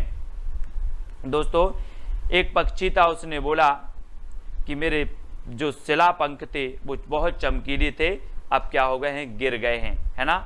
आपने जटायु का नाम सुना होगा, बोले मेरे पंख शिला चमकीले थे, अब गिर गए हैं, गिर गए, है ना। तो शिलापंख चमकीले ये किसकी रचना होगी, गिरजा कुमार माथुर। गिरजा कुमार माथुर, यानी कि ए नंबर आपका बिल्कुल सही हो जाएगा। ठीक है, अगला है कामायनी एक पुनर्विचार की रचनाकार कौन है। दोस्तों आपको पता है कि कामायनी एक पुनर्विचार, और बहुत सारे लोग मुक्ति के लिए कहते हैं, मुक्ति मिल जाए भगवान, एक बार पुनर्विचार कर लो, है ना। कामायनी पुनर्विचार, कामायनी एक पुनर्विचार, काय के लिए, मुक्ति के लिए एक पुनर्विचार, तो मुक्ति बोध की रचना हो जाएगी कामायनी एक पुनर्विचार। चांद का मोह टेढ़ा भी इन्हीं की रचना है, ये आपको याद रखनी है। अगला है दोस्तों दोआब की रचनाकार कौन है। दोआब, चार विकल्प हैं, और दोआब के जो रचनाकार होंगे वो कौन हो जाएंगे, वो हो जाएंगे शमशेर बहादुर। शमशेर बहादुर यानी सा नंबर, है ना। दोआब भी इन्हीं की रचना है, प्लाट का मोर्चा भी इन्हीं की रचना है, और शमशेर बहादुर को दोस्तों कवियों का कवि कहा जाता था। आपसे क्वेश्चन बनता है कवियों का कवि किसे कहा जाता था, तो आप बता देना, शमशेर बहादुर को। ठीक है, खुशबू के शिलालेख के रचनाकार कौन है दोस्तों। खुशबू के शिलालेख, है ना, किसने देखे, भवानी ने देखे। खुशबू के शिलालेख भवानी ने देखे, तो खुशबू के शिलालेख के रचनाकार कौन होंगे, कौन हो जाएंगे, भवानी प्रसाद मिश्र। ठीक है, खुशबू के शिलालेख किसने देखे, भवानी ने, तो भवानी प्रसाद मिश्र खुशबू के शिलालेख। ठीक है, अगली रचना है दोस्तों भग्नदूत के रचनाकार कौन है। भग्नदूत, अगर मैं आपसे पूछूं कि कितने दूत भग गए, भग्नदूत, भग्नदूत यानी कि भगन तो भग गए, दूत भग गए, है ना। तो कितने दूत भग गए, तो आप बोलोगे सर अग्गे पता नहीं कितने दूत भग गए, है ना। तो ये, है ना, ये हो जाएगी अग्गे की रचना भग्नदूत। ठीक है, अगला है भूरी भूरी खाक धूल की रचनाकार कौन है। दोस्तों आपको पता है कि जब व्यक्ति को मुक्ति मिल जाए तो उसकी ये जो भूरी भूरी भूरा भूरा शरीर है, ये सब खाक धूल में मिल जाता है। भूरा भूरा शरीर खाक धूल में मिल जाता है, जब मुक्ति मिल जाए तो ये भूरी भूरी खाक धूल रचना के रचनाकार कौन होंगे, कौन हो जाएंगे, मुक्ति, क्योंकि मुक्ति मिल जाए तो भूरी भूरी खाक धूल, है ना। अगला है दोस्तों धूप के धान की रचनाकार कौन है। और धूप के धान आपको पता है दोस्तों, आप अगर गांव में रहते हैं तो धान अगर अच्छी बारिश हो जाए और मिट्टी बहुत ऐसी हो जाती, बहुत पानी हो जाता है मिट्टी में, तो धान गिर जाती है। धान क्या हो जाती है, गिर जाती है। तो धूप के धान, धान बोले सर गिर जाती है, तो गिरजा कुमार माथुर। गिरजा कुमार माथुर यानी कि ए नंबर आपका बिल्कुल सही होगा। ठीक है, अगला है जंगल का दर्द की रचनाकार कौन है। अब दोस्तों एक बात बताना, जंगल में बहुत सारे पौधे हैं, और जंगल का दर्द आपको कैसे पता चलेगा, कैसे चलेगा, जब आप क्या करोगे, सर्वे करोगे। बोले सर जब हम सर्वे करने जाएंगे जंगल का दर्द क्या क्या है ना, तभी हमें जंगल का दर्द पता चलेगा। तो जंगल का दर्द की रचनाकार कौन है, सर्वेश्वर दयाल सक्सेना, और सा नंबर आपका बिल्कुल सही हो जाता है, सा नंबर, है ना। जंगल का दर्द सर्वे करना है, जंगल के दर्द का क्या करना है, सर्वे, तो सर्वेश्वर दयाल सक्सेना। कितनी नाव में कितनी बार की रचनाकार कौन है दोस्तों। अब आप बोलोगे सर मैं कितनी नाव में कितनी बार बैठा, सब अज्ञेय है। क्या है, अज्ञेय। कितनी नाव में कितनी बार, अज्ञेय। तो अज्ञेय यानी कि दा नंबर आपका बिल्कुल सही होगा। इसका दोस्तों आपका पहला प्रश्न है कि सीढ़ियों पर धूप में के रचनाकार कौन है। चार विकल्प हैं आपके पास, 2 सेकंड में उत्तर आपको बताना होता है। और मैंने आपको कई बार याद करवाया है दोस्तों कि बोले सर सीढ़ियों पर धूप में क्यों खड़े हो, तो कहा कि मैं खड़ा हूं, मेरी तो रघुवीर सहाय करते हैं। क्या करते हैं, रघुवीर सहाय करती, मैं सीढ़ियों पर धूप में खड़ा हूँ, मुझे कोई दिक्कत नहीं, मेरी तो रघुवीर सहाय करती हैं। तो इसके रचनाकार कौन होंगे? रघुवीर सहाय करते हैं, बोले सीढ़ियों पर धूप में खड़े हैं तो रघुवीर सहाय करते हैं, तो रघुवीर सहाय की रचना हो जाएगी, यानी आ नंबर आपका बिल्कुल सही हो जाएगा। ठीक है, नेक्स्ट है आपका संशय की एक रात की रचनाकार कौन है? कई बार एग्जाम में पूछी गई दोस्तों। 4 विकल्प 2 सेकंड में आपको उत्तर करके चयन करके बताना है। फिर मैं आपको बता देता हूं कि संशय की एक रात में, संशय की एक रात में नरेश मेहता आए, संशय की एक रात में नरेश मेहता आए, ये आपकी ट्रिक है याद करने की। तो संशय की एक रात, ये नरेश मेहता की रचना हो जाएगी, यानी कि आपका जो विकल्प नंबर सी है वो आपका बिल्कुल सही हो जाएगा। संशय की एक रात में नरेश मेहता आए, ठीक है, सी नंबर बिल्कुल सही है। नेक्स्ट है आज दोस्तों हम तुम की रचनाकार कौन है? हम तुम 4 विकल्प हैं, 4 में से आपको चयन करना है। और मैं आपको बता दूं एक गाना आपने सुना होगा, हम तुम एक एक कमरे में बंद हों, सुना है ना? तो दोस्तों क्या कुंवर लोग, आजकल के जो कुंवर लोग हैं, कुंवर, वो चाहते हैं कि हम तुम एक कमरे में बंद हों। तो यहां पर रचना है आपकी हम तुम, और कौन चाहते हैं? कुंवर लोग, तो कुंवर नारायण की हो जाएगी, कुंवर नारायण, यानी डी नंबर आपका बिल्कुल सही हो जाएगा। ठीक है, याद करने का माध्यम है, ठीक है, कि आपको याद रहे, तो डी नंबर बिल्कुल सही होगा। नेक्स्ट दोस्तों संसद से सड़क तक की रचनाकार कौन है? बोले सर संसद से सड़क तक धूल ही धूल मिलेगी, धूल मिलेगी, क्या मिलेगी? धूल मिलेगी, तो धूमिल, धूल मिल, इस प्रकार से धूल मिल, संसद से सड़क तक धूल मिल, तो धूमिल की रचना है, सुदामा पांडे धूमिल की, है ना? बोले सर संसद से सड़क तक धूल ही धूल मिलेगी, धूल मिल, धूमिल, ठीक है, धूमिल साहब, यानी डी नंबर आपका बिल्कुल सही होगा, धूमिल साहब हो जाएंगे इसके। अगला है मृग और तृष्णा की रचनाकार कौन है? 4 विकल्प हैं दोस्तों। मृग की तृष्णा किसे हो गई थी? बोले भगवान श्री राम को, हरि को, है ना, उसे हरि बोलेंगे, उन्हें मृग की तृष्णा हो गई, वो मृग के पीछे पीछे भाग रहे थे। चित्र में देखो तो मृग तृष्णा हो गई थी हरि को, भगवान को, श्री राम को, है ना? तो हरि को हो गई तो हरि नारायण व्यास, हरि नारायण व्यास, यानी डी नंबर आपका बिल्कुल सही होगा। बोले हरि को क्या हो गई थी? मृग की तृष्णा, तो हरिनारायण व्यास की ये रचना है, बहुत ही बढ़िया रचना मानी जाती है और पूछी भी जाती है। ठीक है, नेक्स्ट है सूर्य का स्वागत की रचनाकार कौन है? 4 विकल्प हैं दोस्तों, आपको उत्तर बताना है। इससे पहले कि अगर आपने वीडियो नहीं देखी है तो वीडियो जरूर बताना है। सूर्य का स्वागत कौन कर रहा है? रघुवीर सहाय, दुष्यंत कुमार, सुदामा पांडे, धूमिल। ये दुष्यंत कुमार 2 जगह है, तो आप 2 में से एक कोई भी उत्तर बता देंगे कि सर सूर्य का स्वागत दुष्यंत कुमार करेंगे। कौन करेंगे सूर्य का स्वागत? दुष्यंत कुमार। ठीक है दोस्तों, जो भी साथी ज्वाइन मेंबर बनना चाहते हैं चैनल के, वो ज्वाइन मेंबर बन सकते हैं और ज्वाइन व्हाट्सएप ग्रुप में जुड़ सकते हैं। ठीक है, वहां पर आपको पीडीएफ आदि स्टडी मटेरियल प्रेषित किया जाता है। आपका कमेंट जो है सबसे ज्यादा हाईलाइट होते हैं, आपको तिरंगा इमोजी भी दिया जाता है। ठीक है, तो सूर्य का स्वागत दुष्यंत कुमार की रचना हो जाएगी। जागते रहो की रचनाकार कौन है? आपने देखा होगा भारत में जो पहरा देते हैं वो कहते हैं जागते रहो, कहां पर? भारत में, तो कौन होंगे? भारत भूषण अग्रवाल। बोले सर भारत में जो पहरा देते हैं वो बोलते हैं जागते रहो, कहां पर? भारत में, तो भारत भूषण अग्रवाल की रचना होगी कौन सी? जागते रहो। ठीक है, अब आपसे कभी पूछा जाएगा कि जागते रहो की रचनाकार कौन है, आप बोलना कि जागते रहो पहरा देते हैं भारत में, है ना, तो ये बोलते हैं जागते रहो। ठीक है, इस प्रकार से। अगला है आत्महत्या के विरुद्ध की रचनाकार कौन है? आत्महत्या के विरुद्ध, तो दोस्तों आत्महत्या के विरुद्ध रघुवीर सहाय नहीं करेंगे, है ना, सहाय, रघुवीर सहाय। बोले आत्महत्या के विरुद्ध रघुवीर सहाय करते हैं, आत्महत्या के पक्ष में नहीं करते। ठीक है, तो आत्महत्या के विरुद्ध रघुवीर सहाय की रचना है, यानी कि आपका जो ए नंबर है वो इसको याद रख लेना, ए नंबर। ठीक है, आत्महत्या के विरुद्ध रघुवीर सहाय। ठीक है, आत्महत्या के विरुद्ध रघुवीर सहाय।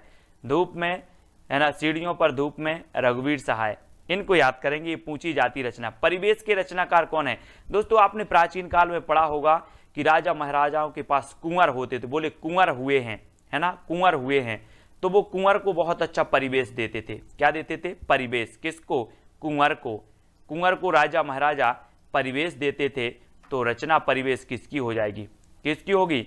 कुंवर नारायण की। किसकी? कुंवर नारायण की, यानी कि आपका जो विकल्प नंबर ए है वो बिल्कुल सही हो जाएगा। बोले कुंवर का परिवेश, कुंवर का परिवेश, ऐसे याद रखेंगे। ठीक है, अगला है दोस्तों मछली घर के रचनाकार कौन है। आपने पढ़ा होगा पहले कि बोले मछली जल की रानी है, जीवन उसका पानी है, बच्चे पढ़ते ना, अपन ने भी पढ़ा है बहुत। और मछली की रचना, मछली घर के जो रचनाकार हैं, और इसको याद करने की ट्रिक है, मछली घर में विजय देव पकड़े गए। कौन पकड़े गए? विजय देव पकड़े गए। तो मछली घर रचना हो जाएगी विजय देव नारायण शाही। मछली घर में विजय देव पकड़े गए तो विजय देव नारायण शाही, यानी डी नंबर आपका बिल्कुल सही होगा। ठीक है, डी नंबर। अगला है दोस्तों आपको चांदनी और चुनर की रचनाकार कौन है। 2 सेकंड में आपको उत्तर बताना है और इसका बिल्कुल सही आंसर हो जाएगा। कौन है चांदनी और चुनर? शकुंत माथुर। शकुंत माथुर, यानी कि शकुंत माथुर ने चांदनी की चुनर ओढ़ी। किसने? शकुंत माथुर ने चांदनी की चुनर ओढ़ी। तो चांदनी और चुनर की रचनाकार होंगे शकुंत माथुर। इस प्रकार से याद रखेंगे। क्या बोलोगे अब कि शकुंत माथुर ने चांदनी की चुनर ओढ़ी। ठीक है, इस प्रकार से। नेक्स्ट है नाव के पांव की रचनाकार कौन है। दोस्तों आपने देखे नाव के पांव? बोले सर नहीं देखे। तो ये किसने काट दिए? जगदीश ने। कोई जगदीश नाम का लड़का है, उसने नाव के पांव काट दिए।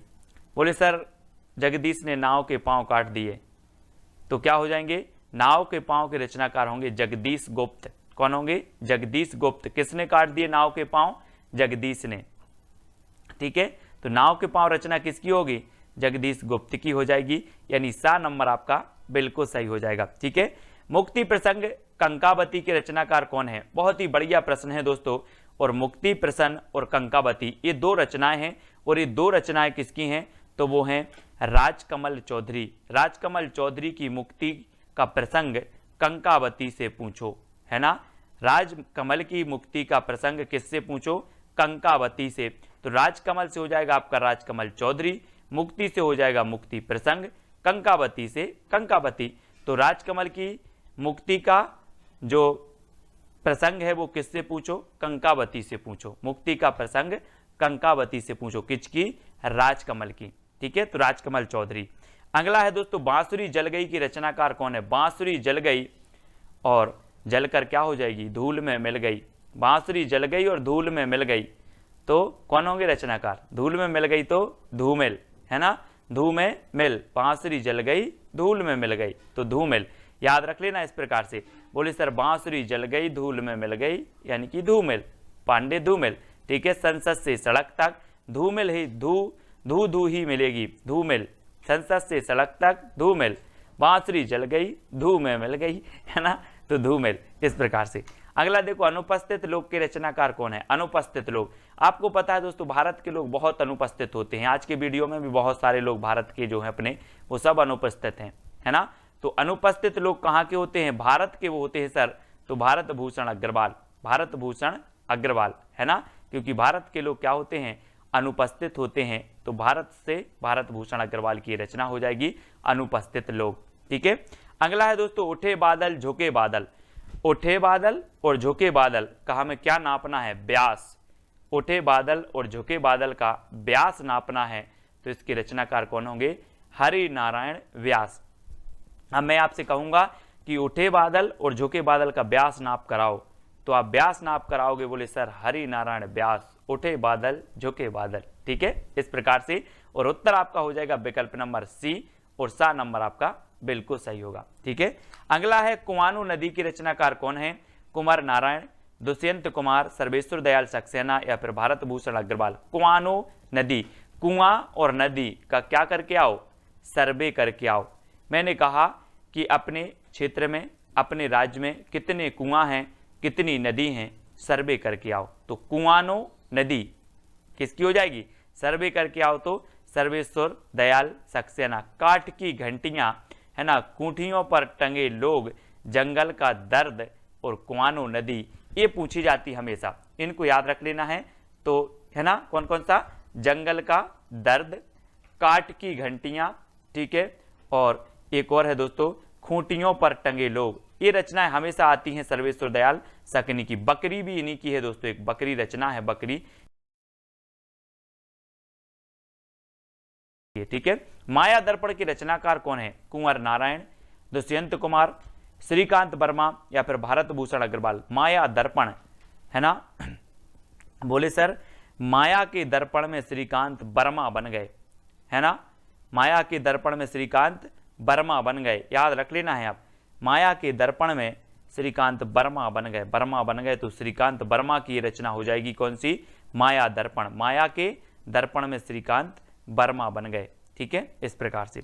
अगला है मिट्टी की बारात के रचनाकार कौन है। दोस्तों यहां पर जो विकल्प दिए हैं इन विकल्प के अनुसार बताना है, नहीं तो अमृतलाल लांगर की भी रचना मिट्टी की बारात, शिवमंगल से सुमन की रचना भी मिट्टी की बारात है। और मिट्टी की बारात किसकी है, त्रिलोचन, त्रिलोचन की है। और त्रिलोचन आपको पता है शंकर जी को त्रिनेत्र कहा जाता है, त्रिनेत्र, जिनके 3 लोचन हैं उन्हें त्रिनेत्र भी कहा जाता है। और शिव भी आता है, शिव, तो शिव से शिवमंगल से सुमन की है मिट्टी की बारात, और यहाँ पर त्रिलोचन आ रहा है तो त्रिलोचन की भी मिट्टी की बारात है। इसको याद रख लेंगे, यानी कि आपका सा नंबर बिल्कुल सही हो जाएगा। ठीक है, अब अगला दोस्तों, बोलने दो चीड़ को, बोलने दो चीड़ को, ये कौन बोलेगा, कौन बोलेगा, कोई भिखारी बोलेगा कि राजा बोलेगा, है ना, राजा कुर्सी पर बैठता है ऊंचे और बोलता है कि बोलने दो चीड़ को, बोलने दो चीड़ को, तो बोलने दो चीड़ को बोला है नरेश, कौन बोला है, नरेश बोल रहा है, तो नरेश मेहता, है ना, कोई नरेश है और वो बोल रहा है कुर्सी पर, ऊंची कुर्सी पर बैठा है, बोल रहा है बोलने दो चीड़ को, नरेश मेहता, बोलने दो चीड़ को, नरेश मेहता, और सा नंबर आपका बिल्कुल सही हो जाएगा। नेक्स्ट है एक पतंग अनंत में की रचनाकार कौन है, एक पतंग अनंत में। और दोस्तों आपको पता है कि जो वाजपेयी जी, अटल बिहारी वाजपेयी जी थे, वो भी एक कैसे थे, एक पतंग थे, है ना, पूरे भारत में उनका क्या था, वर्चस्व था, पूरे विश्व में था। ठीक है, और इन्होंने संयुक्त राष्ट्र में सबसे पहले क्या, हिंदी में भाषण भी दिया था। तो एक पतंग थे वाजपेयी जी जो कहाँ चले गए, अनंत में चले गए, अनंत में। ठीक है, तो एक पतंग अनंत में कौन, वाजपेयी, यानी कि अशोक वाजपेयी, और सा नंबर आपका बिल्कुल सही होगा, अशोक वाजपेयी। ज्ञात से अज्ञात की ओर हम याद करते हैं, पढ़ते हैं। ठीक है, अब दोस्तों अगला जो आपको प्रश्न है जिसका उत्तर आपको बताना है, कागज के फूल किसकी रचना है, कुंवर नारायण की, दुष्यंत कुमार की, अशोक वाजपेयी या फिर भारत भूषण अग्रवाल की। ये 4 रचनाएं हैं, 4 विकल्प हैं, इनमें से आपको चयन करके बताना है कि ये रचना किसकी है। ये विकल्प दोस्तों आपको कमेंट में करना है। जितने भी साथी देख रहे हैं सभी को ये चैलेंज प्रश्न का उत्तर बताना बहुत अनिवार्य है। ठीक है, और दोस्तों आपको वीडियो को लाइक करना है और ज्वाइन मेंबर अवश्य बनना है, जो बन सकते हैं वो ज्वाइन मेंबर जरूर बने। वीडियो को लाइक करें और शेयर करें, और जो भी साथी अभी तक व्हाट्सएप ग्रुप से नहीं जुड़ पाए हैं वो 9098609291 इससे आपको जरूर जुड़ना है। ठीक है, और वीडियो को लाइक और शेयर अवश्य करना है। आज की वीडियो के लिए बस इतना ही, जय हिंद। दोस्तों बहुत सारे स्टूडेंट को ऐप डाउनलोड नहीं करते बन रहा है, या फिर कर भी लिया है तो कोर्स भी नहीं देख पा रहे हैं। तो मैं आज उनको बता दूं कि ये जो सेल्फ स्टडी क्लासेस इस प्रकार से जब आप प्ले स्टोर से करते हैं तो ये आपका जो है आइकन उसमें लगा हुआ है ना। तो इस प्रकार से सेल्फ स्टडी क्लासेस आपको सर्च करना है और ऐसे आइकन में आपको ऐप मिलने वाला है। ठीक है, तो दोस्तों हम देखें कि प्ले स्टोर में आपको इस प्रकार से दिखेगा ये सेल्फ स्टडी क्लासेस। ठीक है, ये प्ले स्टोर में आपको सेल्फ स्टडी क्लासेस का ऐप दिखने वाला है। ठीक है, ये इमेज उसमें डली है, ये आइकन, ये लोगो उसमें डला है। ठीक है, अब दोस्तों इसको इंस्टॉल करना है, यहां से आप इंस्टॉल करेंगे। ठीक है, अब इंस्टॉल करेंगे तो वहां पर आपको नंबर मांगेगा, जीमेल नंबर मांगेगा, तो आपको ओटीपी आएगा, तो आप रजिस्टर करके आगे बढ़ेंगे।